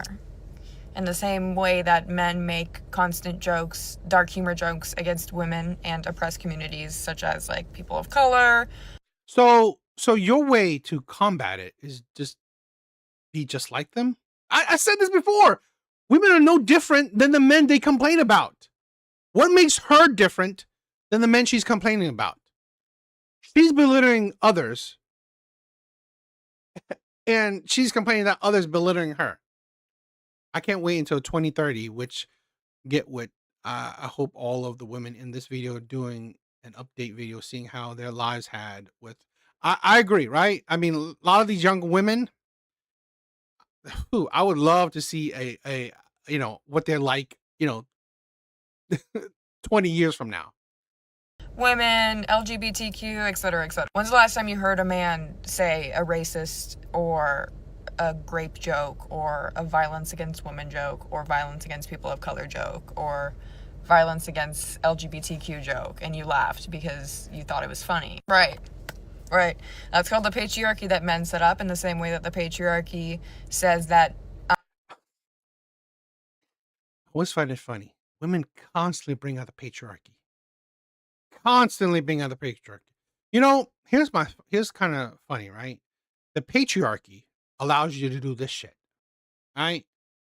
The patriarchy allows you to do this shit. The patriarchy allows it, right? And the patriarchy does its best to keep you safe. You think in a matriarchy, who's keeping you safe? Women? Women will keep you safe? Women keep you safe from other men? No. It is men. Men are what keeps you safe from other men. Women cannot do that. Now, unless you want to live in a world where there's no men, good luck to that, right? Good luck to that. Therapy and mental health and sharing emotions and crying is a sign of weakness, which is why women are seen as weak. Actually, the most manly thing you can do is reject the patriarchy and reject that idea that you need to be manly and tough and resort to violence when your feelings are hurt. The most manly thing you can do is be emotional, talk to a therapist, talk to your friends, cry, share your emotions. People make jokes like this all the time. I don't know why I'm getting so much flack and hate for it. I don't regret what I said because it was a joke. And if you can't take a joke, you don't regret what you say. It's a joke. So when you are complaining that men were saying, racist jokes or sexist jokes, what's the point? It's a joke, right? See, that's the thing, right? No moral high ground. It's a joke. I'm just joking. So why is it not funny when the men, right? The sexist men do sexist jokes or racist jokes. Laugh, right? You find it funny, right? You like these dark humors? Why are you giving out jokes? Anyways, men always need to find a way to center themselves, even when it's not about themselves, because men are not oppressed. There's not a single country where men are oppressed. When's the last time a woman was a president in America? And in other countries, you can literally get killed for being LGBTQ or a woman if you step out of line. You can be killed for being a man, right? Going to war as men, right? So it's part of being, it's part of a lot of men's manhood, right? It's like you just go, like, so many cases, right? Men die more than women, right? It's just how it is, right? In life, in so many different cases, men die more than women. So if you want to say that, oh, you know, being a woman, it's like seriously, like, oh, in other cases, go to other countries and protest that shit. You are in America and you're using the situations of other countries to talk about America. Bitch, you know where you are? It's like, are you ridiculous? I'm sorry, like, you couldn't take the dark humor jokes that you literally spew out every single day. I'm sorry for general. Could you take the dark humor jokes? Because I'm pretty sure you find it offensive, right? Men, but the way that majority of the men are acting to this makes perfect sense as to why majority of women generalize men, because it is guilty until proven innocent in this day and age. Anyways, there's really no... It's guilty until proven innocent. And then you wonder why women need to prove that they've been R-worded. Women need to prove what they're saying is right. This is the problem, right? You only receive the same energy that you get back, right? That you give out, right? You see the energy that she's giving? Why can you be, how can you be surprised that men give it back? Men give the same energy you have back at you. Because women don't know how to take the high road, right? Because you say men are terrible, right? Women or minorities or whatever, they say that this other group is terrible, right? They say this other group is racist, sexist, all this shit. But when given the chance, they don't take the high road, right? They will stoop to the lows of the people they hate. So then you become exactly like the people you hate. So you're no different. So I've always said this, right? If given the power, right? Let's say hypothetically a matriarchy, women will be no different than the patriarchy. Prove it. Prove it. Because even the micro, right? The microcosms, right? The little situations, women prove otherwise. Women prove that they will be just like men, right? They will be just like men. And the worst thing, they'll be just like the men they hate. No need to dox me, threaten my life, threaten my friends and family over such a small joke on the internet that hundreds of other people make every single time June comes around. Because yes, it is absolutely true that men oppress the LGBTQ every time June comes around to make it about them and to have that sense. This is the thing where the ridiculous of women, right? When you say men, how many? Because when I say women, right, I at least want to, I'm not going to say all women, right? But at least I mean the majority, 51%. And in most cases, I'll prove my logic, right? I'll say, why do I believe majority of women, right? Where's your proof that majority of men are oppressing gay men? Where's your proof? Of control that they have had since day one, and that's why we can't be equal. Everyone out here saying, why can't we just be equal and love each other? Because men will never give up the power that they have to be equal. Y'all don't want equality, you want control. But anyway, please stop like misinterpreting my words and saying like all this weird shit. Like, okay, I liked a couple of dark humor comments, but that genuinely like means nothing compared to the amount of like violence against women joked about every single day. So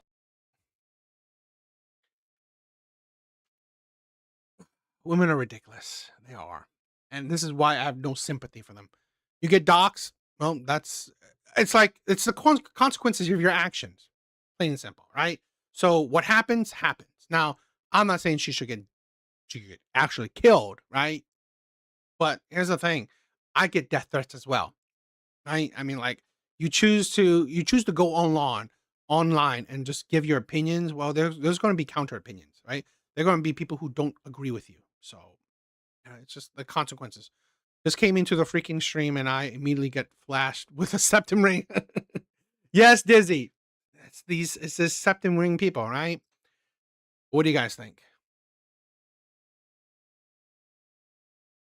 Okay, so I wanted to check out this longer video. I've never seen it, so I don't know if it will be good or not. Right? Just women talking about dating, right? I always think, might be interesting. So let's check it out.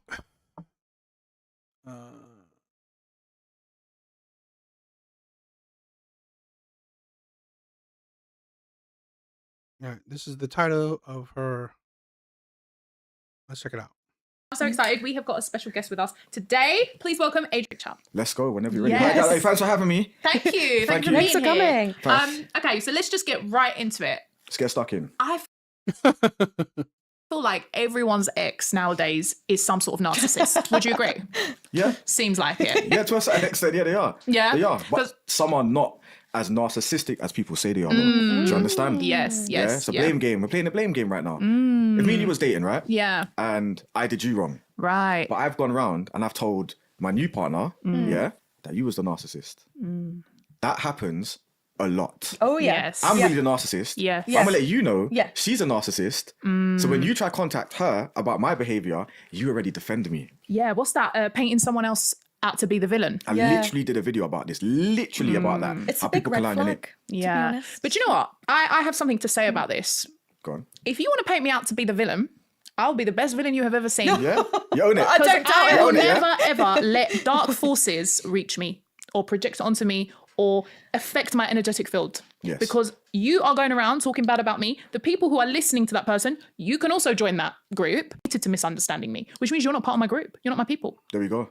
I agree. Do you know what I mean? I agree. I wish I knew. I wish there was a survey. I get, like, just have a guess. Oh my gosh. And do you think it's more male or female or balanced? Oh, I was just gonna. I think it's balanced. Yeah, Yes. definitely. I mean, Claire, look do you at how balance it? many people. Yeah, I don't think we can pinpoint. Yeah? I think Not more men, you sure? I think plenty of. Well, women put can it be this way: a lot of narcissistic as people well. I'll be a at the devil's top, advocate. down yeah? to the person. a lot of people at the top are narcissists. Yeah. So most people who are at the top, I would say, are men. It's a male-dominated society, right? So I would probably say men. Okay, fairs. Fairs, okay. Me, I would probably say it's balanced. I think it's. But I'll agree with it at the top, though. Yeah. Like, I'll say it straight, innit? I'm going to keep it one. You're ready for this? Okay. Even in just, forget relationships, just even like in the workforce, that relationship in the workforce, all managers, 97%, Yeah. 85% of team leaders, all of them are narcissistic. All of them are No, controlling. I hear that. I hear all that. of them. You lot can disagree. I don't care. Everybody in the workforce. I hate these stupid kind of opinions, right? Because the problem is that, do you even know what it means to be a narcissistic? Right?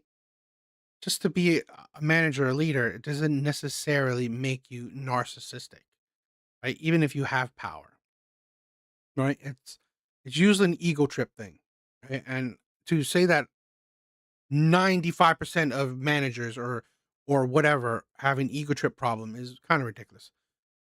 Somebody should donate a big island to the I've dreamt of that, right? I've dreamt about that, right? What Sean said. I've thought about this. I mean, I would love that. Would be an amazing experience or experiment, right? Somebody should donate a big island to the raging feminists to help them start an all-women society, which the stipulation is that they can't ask men for any help, and they will figure everything out exactly.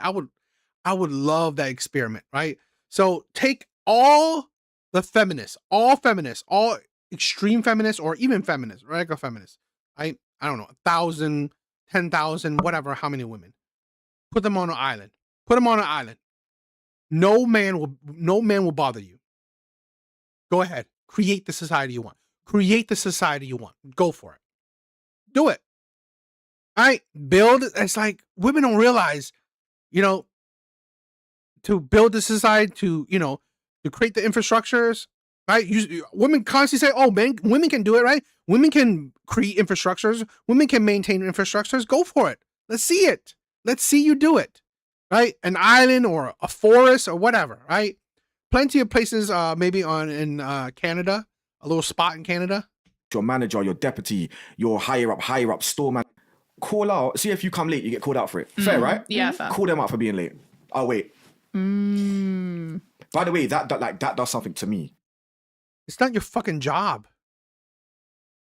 Calling out your manager for being late. It's not your job to keep them on time. It's their job to keep you on time, right? Absolutely ridiculous. My mother-in-law probably can, really. Yeah, when people treat me like that, it gets someone else. Like, so we bleed the same, right? We cry the same. We lose family the same. Yeah. What made you call me out on lateness and I've just seen you walk through the door 20 minutes late? What? My fucking role. I mean, I swear to God, when men are stupid, they're stupid, right?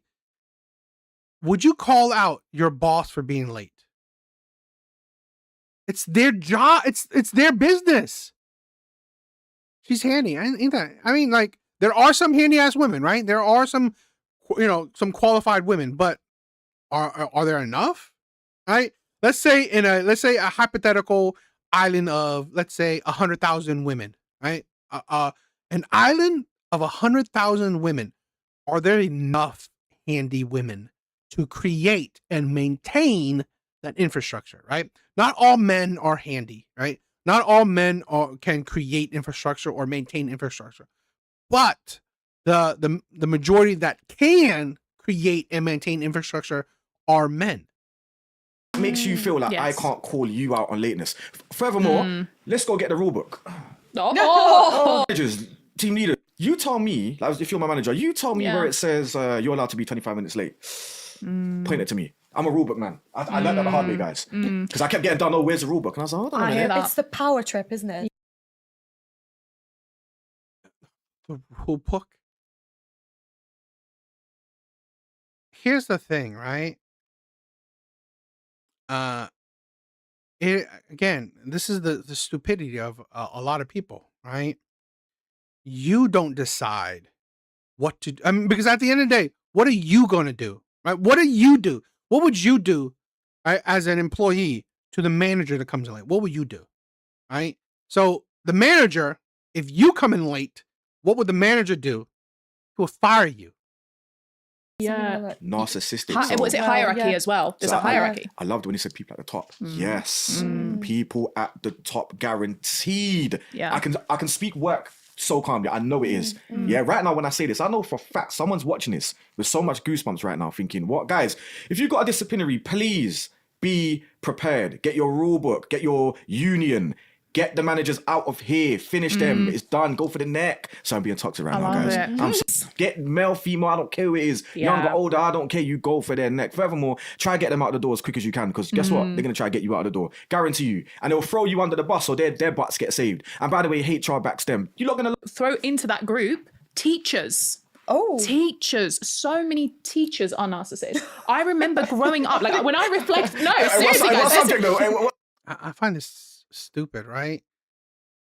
It's like, oh God, listening to stupid people talk is absolutely irritating. What subject are we talking about? Like, I had a nice art teacher still. What subject are we talking about? Like, listen, I had an old teacher who made me stand on a chair in the middle of a classroom while all the other pupils sat around me on the floor, and she was like, this is how you look down at everyone because you think that you're better than everyone. I was like, no. And it was because she thought that I was better than everyone. Okay, so she assumed. She's projecting, right? She's got hidden trauma. I've seen this woman a few times, right? I've seen this woman a few times. She literally proves that she looks down on people, right? Her takes, her point of views. I wouldn't be surprised. This is my problem. This is my problem, right? When this is why, right? This is why I create the Wednesday live stream. Call me out, right? And why I promote don't agree with everything I say, right? There's no point in agreeing with everything I say. Call me out, right? That's the thing. I don't like it, right? I don't like it when you have a panel, right? When you have a panel, right, a bunch of people you're watching, right? It's not like just me, right? These live streams, just me. No one's like talking to me, right? And I love the chat, right? If you can call me out, go for it, right? I find it ridiculous when you do an opinion shit like this, right? No one calls you out. Everyone agrees with you. Really? You're doing a video with pretty much like-minded people. It's just, I think that's why it's boring. Everyone agrees with your stupid ass takes. This was like year 4 or year 5. Yeah, and she's made me stand on a chair. Primary school, blimey. Primary school. Oakley. Oh, we went do that. Darkness. I think. Oh God. So maybe she was bullied in school, and then think she's so. like teaching to redefine the power, and then you've obviously triggered her.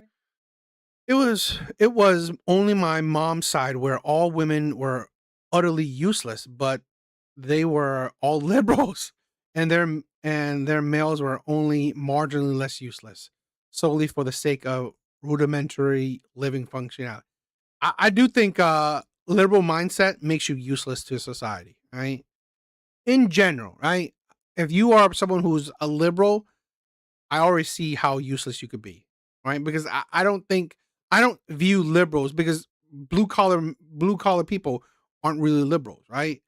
You don't provide much to society, right? You think you're intellectually smart, but that does what? In some way. I mean, do you remember what you did? No, I mean, she was really involved in my life. Like, there was this like boy who liked me in the classroom, and then that like people were like saying, "Oh, who's your boyfriend? Who's your boyfriend?" And then she like called it out. She was like, "Yes, Akana, who's your boyfriend? Why are you involved in my life?" Weird. Problem was with me. And some of these childhood memories are the ones that like stick with you throughout adulthood. And she would have known that. Stick. Psychotic. My ex was a psycho. I think that says a lot about like you and your like self-worth, how you perceive yourself and your self-esteem. Like a lot of people, the ego gets bruised. Oh, they can't take it. It's called taking an L. Taking an L and moving on. Because what people don't realize is this. They are worse than useless. They are downright detrimental, and not solely by leeching off. Yeah, I agree. They're useless. I mean, they're not beneficial to society. I'm sorry. I don't think so. Septum ring theory is unarguable at this point. I agree. I definitely agree. W is always, if you think about the end game, the W is the end game, right? So I've taken many L's in my life. Many. I went through the phase of like, overpainting that person bad. Yeah. And maybe he was bad, and maybe it was a minor thing, but I just felt a bit about her ego bruised, Ego's a bit bruised. You're fuming at this person, but it takes a while for you to get past the stage where it's like, in the end, I'm going to win. Let's see where we are in about 7 years. Yeah. We'll just see where we are. And then that is the real, like, that's growth. That's how it is. You know how people do that as well? They label, it's because, right, so they label the other person a bad guy. It's because they don't know how to, like, control that feeling of embarrassment in front of many people. Like, imagine I played you now. Yeah. This whole building knows. And it was all behind your back. Do you know what I mean? Yeah. I got with 2 of them in it, right behind your back. Yeah. Scumbag stuff. Yeah, it's like that humiliation. Yeah. So you're thinking, okay, so then that's fair for you to turn around and say, I was whatever. But sometimes, you know what people do? They say like, okay, let's get into it's not that deep. Yeah? That there is used to be like, people feel like, because I didn't physically abuse you or verbally abuse you, I've just played you. Yeah. It's almost, that's not that deep, like, okay, like, do you understand? Yeah. So people like, they conflate the two. So, he was a narcissist, he was, or she was a narc. It's easy to label people that. But I ask people, so what do you mean? Like, what exactly did they do? I ask, what is it that they do? Oh, you got played? Do you understand? It depends how people can take it. And I feel like it's hard. Take it on the chin. It's hard. Being a little bit narcissistic because they're... Nope. No? Okay. All right. Women in today's age, how many people are calling out women? You understand? So what it is now, algorithms has pushed this conversation to the forefront. Yeah. So it's either, is it all men till it's no men? There's that argument, there's that movement going on. What I hate most about the left is their audacity, entitlement of telling people how they should shape society and morals when they can't even get their own lives in shape. I agree. I mean, I think the left is very audacious, very entitled, right? It's pure ego. Yeah, there's the decentering men movement as well. Decentering men. There we go. And there's also the women, the hypergamist movement. Yeah. And there's the gold digger movement. People now search for peace. Man have always been searching for peace, but this is the first time I've actually witnessed a lot of females searching for peace. Okay, that's great. How are we going to make the babies, people? Yeah. How are we going to have some fun? True, because the birth rates are down. Yeah. They are down. They are down, though. They are down. How are we going to have some... I agree on this. I feel that these men who are going around saying that they want peace, they do not create peaceful environments for women. So how are you going around saying you want peace? You're just an avoidant. First. You're an avoidant.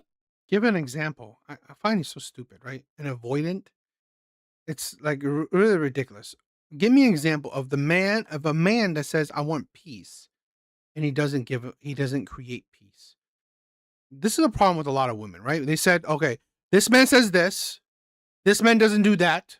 They combined it, right? So they make it into one man, right? So let's say, I don't know, I'm trying to think of an example.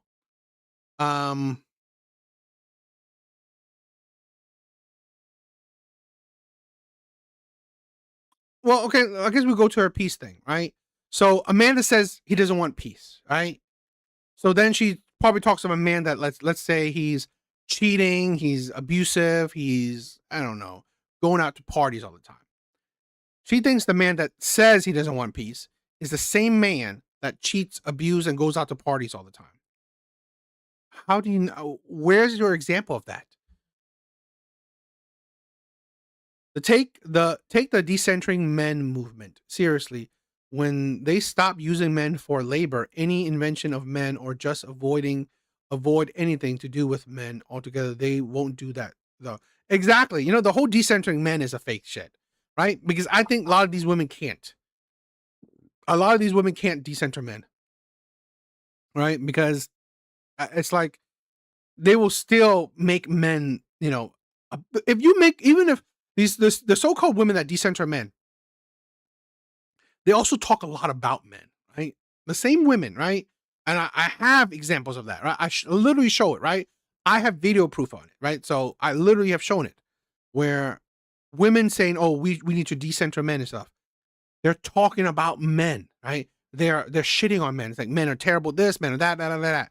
I have video proof of it, right? So I literally show it where women are saying, oh, we need to do the 4B movement, right? Decenter men. We need to, you know, stop giving men our bodies and stuff. All these same women, right? They're literally also shitting on men, talking about men every video they have. You don't want conflict. You don't want to have to navigate conflict. You don't want to have to deal with other people's emotions. So you're going around saying you want peace. Create a peaceful environment and you'll be able to cultivate peace in that connection, no? No, fair. But sometimes when we do create the peaceful environment, it's not good enough. I think women are... Elaborate. Come on. Elaborate. Right, listen. All right. Again, I'm always going to be direct. Okay, me clear. Right. I've created a lovely, peaceful environment for you. It's usually the women that seek chaos sometimes. I was going to say, I think women are to blame for creating chaos as well. She loves a bit of chaos and toxicity. I have watched an amazing relationship go to the bin, go to the fire, because this guy was so unproblematic. He just was a nice person. He was blessed. Okay. And I'm the one in his ear, like, you know, get stuck in with the argument. I'm a bit toxic. And I'm like, tell her to shut but up. I do believe you need to be a little bit toxic. Zyrax, what is up, sister? What is up? I hope you have some ideas, right? I hope you have some ideas of what we could do on Wednesday, right? We could talk about, do some videos on talking about typical, manosphere, red pill ideologies, right? You said Myron Gaines, some of the things he said you disagree with.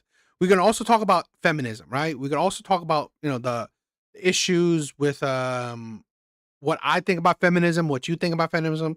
That would be fun, right? I think those would be fun debate things we could talk about, right? So I would love that. All right. How are you doing? See? Guys, you see what? And literally, I think it's funny, right? That woman said, oh, create the peace. And he's like, oh, you gotta be a little bit toxic. Literally, if you're toxic, even a little bit, you just destroyed your peace. I'm saying this is what I mean. Conflict is healthy. Like, conflict and arguing is healthy. Normal part of a relationship. And it's healthy until it gets too much. And now we're narcissists, guys. This is how it happens. Okay, no, but it is healthy to have conflict. What? Dizzy, you are crazy. What? I can literally only survive because the state made legal to own my man as a slave that I only need to keep fed. He's still the one paying for the ingredients. I think I understand what you're talking about, right? a man provides, so you'll be the stay-at-home wife. Hey, I mean, you know, I'm good, right? Just chilling, right? Just watching videos, reacting to it. So, you know. Listen, Okay. you're talking No, to me. I see where you're I love coming a good from. argument. Yeah. I am the Would you ever date a UK woman, Governor? I don't know if, I mean, you guys probably haven't seen it, right? My last baby mom, right? My second baby mom, which she's black, she's UK, right? She's British. So she's British. Yeah, you know, I think I'm done with that. I loved her accent, but she was toxic as shit.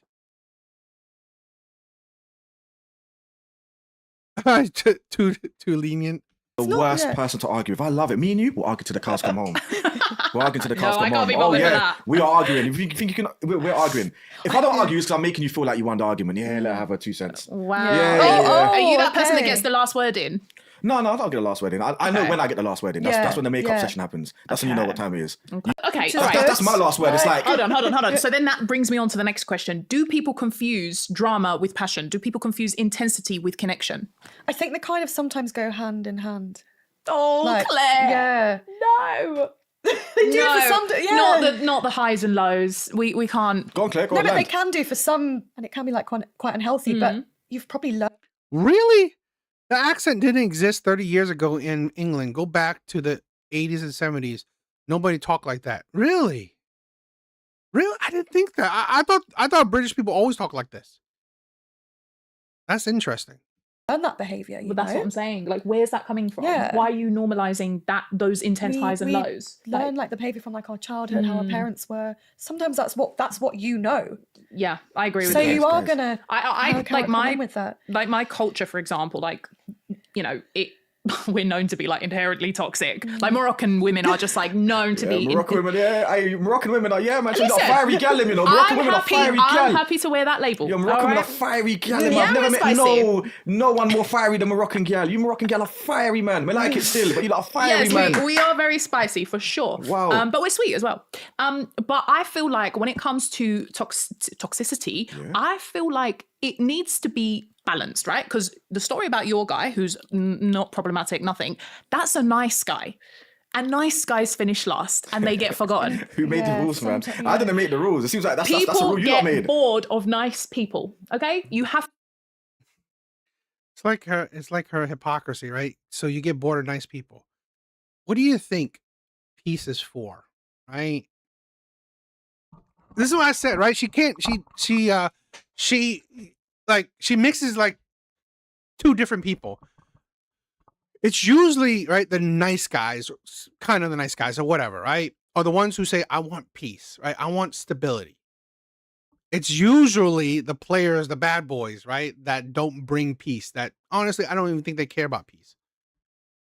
To be good. Don't be nice, be good. Be good and have strong boundaries as a man. Not be nice, yes man. Women don't like that because remember, women are always testing you. Always. Sometimes so it's like if you're, because I feel like some guys where they fail is they go down that route of just like trying to make sure that everything's peaceful and there's harmony in the relationship. So he's saying yes, he's performing, but really that's not you being authentic and that's not you being true to who you are. Because what do you think? What's in your mind? Like when I tell you something, speak your mind. Why? And I've had issues like that with guys in the past where like they tried to be nice guy for me and I'm like, no, I want to know exactly what you're thinking because I know you don't agree with what I just did there. So speak your mind. Drama, passion, Drama's a negative, passion's a positive. You need to understand this. That's the difference. Drama's unstable. Drama it's chaos. is too much. Yeah. Drama, innit? Yeah. It's reality TV show For some drama. people, it's the norm. Like, because interesting. That is interesting. What we hear now is the midst of people trying to sound like the foreigners that have invaded. Interesting. This is what they've grown up with. Passion is literally the truth. Passion is something you're fighting for. It's a right. It's passion. Whether you're passionate about cooking or you're passionate about a certain movement, it's passion. You're gonna see it. It's motivating. Yeah. Drama is low vibrational energy. Do you understand? And it's draining. All right. Interesting. Right? You bring in the lowest common denominator and everything follows. And DA, did she ever use a UK slang like who insults you, like, I think, she does sometimes say UK slang sometimes, but I mean, it's not that often. What about, a lot of people get into these relationships and their partner's like, I want your location for safety, for protection. I have never understood that. What is the whole giving your partner your location about? I find that very controlling. I'm against that. Do you know what? A lot of my friends have like location shared with friends. I think So it I can't can get be like location, so- literally a safety thing to know where someone is. But I think you're talking about like Yeah, no, So it's okay, in I can't get relationships. location. I can't get location. Well, I can't get it. You're going carnival and I can't say give me a location. I'm not allowed to do that, no? I find Phone's that so bizarre. I find that By like the way, you're trying to monitor me. I don't mind not having your location, just as long as you don't mind not having mine. Yeah. Because I don't mind giving it, because I understand. Let me tell you why. I understand. Listen, we're not all perfect in it. We get up to no good in it, no matter what age, 30, 40, 20s, Right. 19. Yeah. Well, hopefully when you're in a relationship, you're not doing that. Every human being has the possible opportunity to get up to no good. So it's not something. Okay. It's not something we want to do. No, It's not but something you want to do. You don't go out the day. You don't go out the door thinking, I'm gonna do some fuckery today. Yeah, right? yeah. No. Tea in the salt You need to understand the world is so random. You never know what situation you're gonna end up in. Now you're thinking to yourself, how did I get here then? It can happen. You are not more powerful than God. If you put you in a situation and you lot are near Brad Pitt and little old me at home. Oh my God, wait, sorry. No. We need to actually talk about that because I've literally had debates Yo, Organic, what is up, my brother? upon debates with men about this.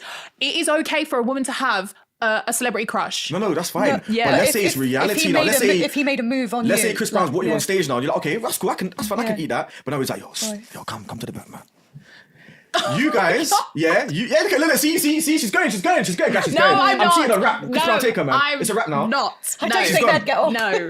Because You see how, like, for a second, she actually lost her mind. Just for a second, she's gone. All like, I'm thinking, right, look what you did to me. You might have an instant connection with, Yeah. Okay. And then it's like, oh my God, like, you basically find your soulmate slyly. Right. Okay. But it's starting off as an affair. Right. You never asked to be in that situation. It's wrong. Yeah, You no, think no, I'm on yeah. that? No, I but don't agree with this. No, because if you are committed to your partner, that's your person. Yeah. So it doesn't matter if you meet somebody at an event. It doesn't matter. It doesn't have to be an event. That'd be anyway. nice if everyone thought that way. Yeah, no, Well, then That's basically, lovely to feel that, though. then that's a separate issue. That means, no, but that's I've a self-control There's issue. temptation all around. I have been on red carpets because I'm a presenter, I'm a red carpet host, and I've had partners, right? Dizzy. You're crazy. I love it. They don't even want to talk like normal people. Bunch of clicks. I love you guys. You guys are funny as shit. For numbers, etc. I've been in a relationship and I've turned it down. Yeah. Because of morals and because I'm... By the way, that's like a... I'm not saying I don't believe you, yeah? I'm not saying I don't Because believe in my you. head, I'm like, Hear I'm this, with someone. Guys. I'm not saying I don't believe you, right? Yeah. Let me land with this one. You know what you just said there? You know how much times I've heard that script?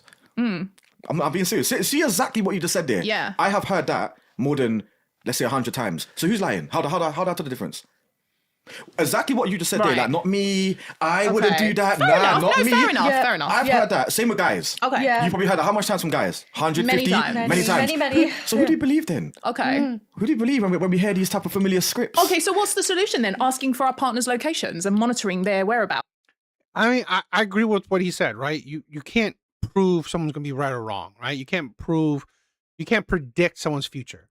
So what you do is, one, use their past. Plus, me personally, I always believe that trust should always be continuously proven. That's how I believe in relationships, right? Trust should be continuously proven, right? It shouldn't be just given blindly. Big bars, what is up? Yo, you should have been here to watch the UFC event yesterday, right? It would have been fun if you were here too. Did you? I don't know if you were into that, right? Guys, it was a great card, right? Watching UFC, we watched it on Discord. We watched the UFC on Discord, and it was mad fun, right? I want to do that more often, so we'll see that we can do that more often. But it was fun. But yeah, I honestly believe that trust shouldn't be just given. I'm sorry, we become boyfriend and girlfriends. You don't automatically have trust right away. It should be continuously proven and nonstop proven. I'm just sorry. Right? I'm not saying like it's every minute, every day, every week, right? But it's like, every opportunity should be you should be proven. It should be proven. I used to fight for this, yeah. I used to be, I don't touch my phone, don't move from my phone, you idiot. I'm not gonna lie, used to be one of them ones. Okay. But now I get, yeah, like I'm starting to understand it. Like, right, so if it means that much to someone, yeah, and you had your son. I get it. Totally understand. You're a great father, my brother. I love it. See, this is why Big Bar's on point. You gotta focus on his family. I love it. you're also doing what I ask of you, which might be complete something different, right? Okay. Yeah? And this means a lot to you. Then you can have my location. Fine. I ain't got nothing to hide by having. Because it means a lot to you. I don't care about your location. I don't care about mine. I'm not bothered, you know. Really? I mean, I guess you could say that, right? Accents can do certain things to certain people. But then wouldn't that make you think, okay, cool, I understand what you mean, like you want to make your partner happy, but then wouldn't you think, okay, doesn't my partner need to go regulate themselves and go and heal their trust issues? Because that's a you problem. Like if we're dating right now and you're like, oh, like I can't, I tell you I've got to go to an event, and you're like, no. I think that's the selfishness. That's a you problem. Aren't we in a relationship? That should be our problem. That should be a problem we both gotta, work on. Gotta think about. Unless you only care about yourself.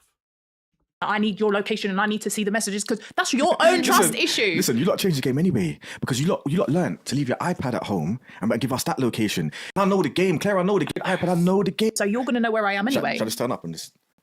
But that's a you problem. Hold on. I'm doing my job. What if you see me smiling, talking with a girl like, yeah, what are you saying? If that's your job, you telling me you're right though. Yeah, oh my god. Don't tell me that. That's my job. Do you see how easily we can just start conflicting? When all you have to do was location, you probably wouldn't have come to check on me anyway. I agree. If you actually want that person, you will prove yourself. Okay. You got my location. Is cool. Okay, so give me the kind of. And that's the thing where a woman like this, I honestly believe that being single, of course, it shows she never really liked or loved any of the man she's been with, right? She's dealt with. All right, I want to help. I want to understand this. So, is the reasoning to smooth over your partner's insecurities and to create harmony in a relationship? Is that the goal of giving someone a location and stuff? Create the harmony. Don't let them take the mick of it. Like, for example, I had a girl tell me, "Give me your phone for 24 hours."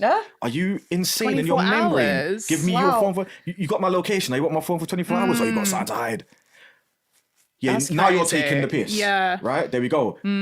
Versus my phone is here. Yeah. And now you don't think you're slick again. Yes. You lot think you're slick because hold on, pictures, right? You've got a better iPhone than me, babe. Why'd you want my phone for? You don't think you're clever, but I mean I'm more clever because I check them once. I'm like, so you don't have a phone now? By the way, I look for any type of conflict here because I just know it raises sexual attraction. Because I will never disrespect you, but I look for the. What did you say to me? And I'll banter it so you don't have a phone. I'm happy to this girl. You don't have a phone now. Where's your phone? Think you're clever? Because you lot does do that sometimes as well. Okay, let me use your phone for pictures, but you got an iPhone 17. And is that 16. So she can do the little? Of course. So she can see one idiot Snapchat thing pop up. And then you lot don't say it straight away. We'll be in the cinema, holding hands, romancing. We're going home. We're about to do the deed now. You're half naked. Oh yeah. So who's Erica? Oh god. Not toxic at all. What? In my brain, I'm glad you saw that. She's just a virgin, but I'm glad you saw that because we're gonna spice things up. Now you know. No one's getting my location. Bo, just you stand on ground. You got to stand on your boundaries, right? I always say everyone should have preferences and boundaries, and whatever that is best fits them. So 100%. Heal your trust issues. Yeah, but here's the thing where I don't disagree, right? But it's understandable that things should always be talked about beforehand, right? Everything should be talked about beforehand. And two, I kind of feel like why shouldn't a partner be part of your healing process? In my opinion, right? You're ready. Now you know. Like, you know what I'm saying? Just that it's gonna make you. Now I'm not Mr. Boring, am I? I'm not Mr. Good Guy, am I? You see? But really, what happens is, you see the same when you guys say, oh, you don't like Mr. Boring? You see how quickly there's a thin line between, oh, I don't like Mr. Boring to you being heartbroken. Because imagine Erica weren't the brethren now, guys. Imagine she weren't the brethren now. And then you're like, you've been with her the whole time. Heartbroken now. It's a thin line. So us men, Yeah, because you're not going to get that middle ground. you're so happy. Look at you. I've seen women, marriage, kids. I've seen men as well do it. But let's speak on women now. Marriage, kids, throw it all away for some idiot flip. I remember I used to work in Selfridges. Yep. I already went viral exposing everyone in Selfridges. Do not make me do it again. I need to watch this video. Yeah, I got a million views. I went viral doing it. I used to do security there, so I saw every darkness you can imagine. What? Yeah, so I watched people throw their marriage or long-term relationships down the drain for a quick fling. Yeah, it was fun. That happens all the time. Cool, innit? you did your thing, but then he got caught, and now look. It's like, do you understand? Yeah. You're with a nice guy running to the sunset, man. Let me just say something about toxicity. It's lovely, man. Why are you lying? It's not good enough lovely. sunset for some people. Yeah. Yeah. Can I just say something? Yeah, it's the men going towards the toxic women too. What? How does that work? Homosexual dating forged me into being a very tolerable trad wife. Really? Respect is key. They never respect any man. I agree. And I feel like that's not spoken about enough. I know we always talk about women being attracted to the toxic men, but what about the men loving the toxicers? Loving them. What's their toxic traits? What's the women? Give me some of their toxic traits. Well, here's the thing. You gotta think you gotta be able to distinguish, right? Do men love women for long-term relationship, or do they love them to have sex? Women seem to have a hard time distinguishing. If men love you for sex, they love your body. They love your holes. If it's very different if they love you to commit to you, right? Women seem to have a hard time distinguishing the two.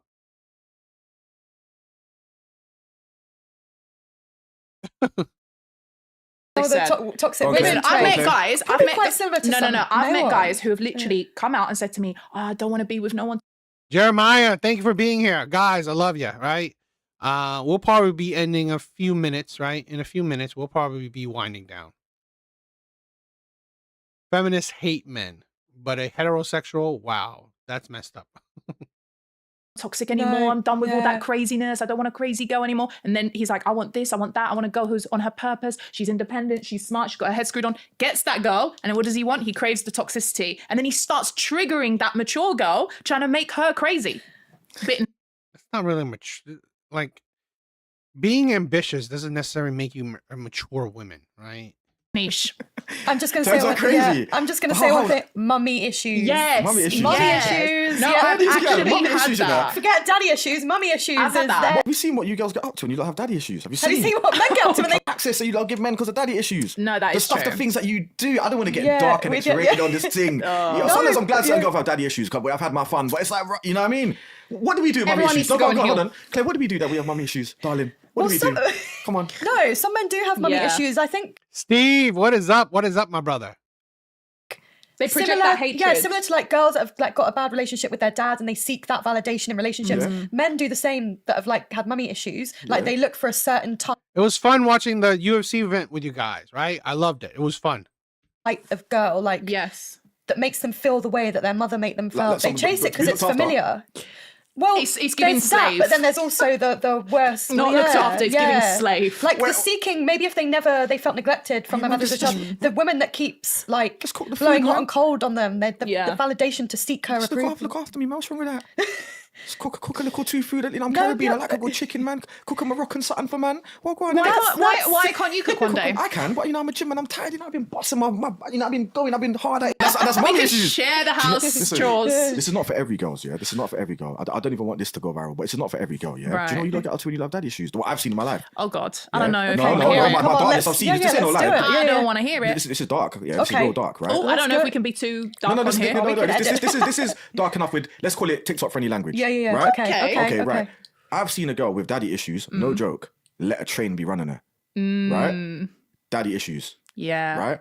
At a house party, 3-4 men up taking turns. She had fun at the time. Look, each to your own. Go live yours, do your thing. But I know, deep down inside, something's I going know on. later on in life, you will sit down there one day thinking, darkness. Yeah. Yeah? So, Yeah, I hear that. So when I say what's worse, daddy issues or mommy issues, chat to me.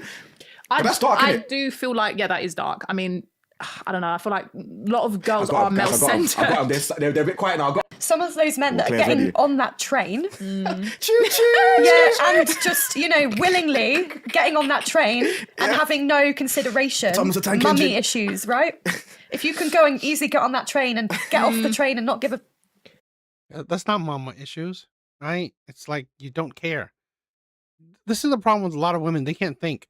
Men can compartmentalize, right? She's only for sex. It's just, that's it, right? She's only for sex. A lot of women can't really understand that. You are only used for sex. It's not that hard. It's not hard. It's not that hard to understand. So it's not a man. I think the thing with mommy issues, right, in my opinion, is how he treats a woman he loves, right? That is mommy issues, right? So how you treat a woman you love is a clear example if you have mother issues. Like that train's gone off to, or it's going to go. Who's going to get on that train? That train sometimes eventually gets wifed.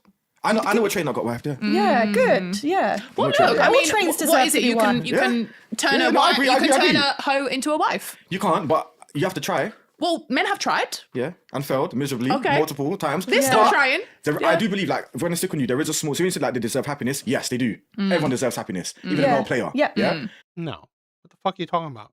Everyone don't deserve happiness. Well, why would you say that? What makes it that everyone deserves happiness? Like, should the serial killer deserve happiness? Should the rapist deserve happiness? Fuck, what are you talking about? Such a stupid... This is why I said... When men make stupid, when they have stupid takes, it takes away from your credibility. The percentage of people actually achieving that happiness, I genuinely believe, is very, very small. Yeah, I agree. Yeah, I wish it was bigger. You know what? To be fair, I think there's a loneliness, like, such pandemic going on with a lot of people. With a lot of people, and it's making people just cling on to whatever looks their way. Do you know what I mean? Because I know relationships right now, they're together, and I'm looking at it like, really? Let me not be a hater. You have to check yourself. Yeah. My first initial thoughts, I'm like, you two. Yo, don't be a hater. Don't be a hater. No, but I know, yeah, because you're lonely. Yeah. Well, no, because you're lonely. No, it's true. No, because you're lonely. You ruined up your reputation time ago, and now nobody wifed you. And this guy did the same thing. And trains don't deserve shish. I agree. I'm sorry. Any man that wifes up a woman that's had a train ran on her, he's fucking loser.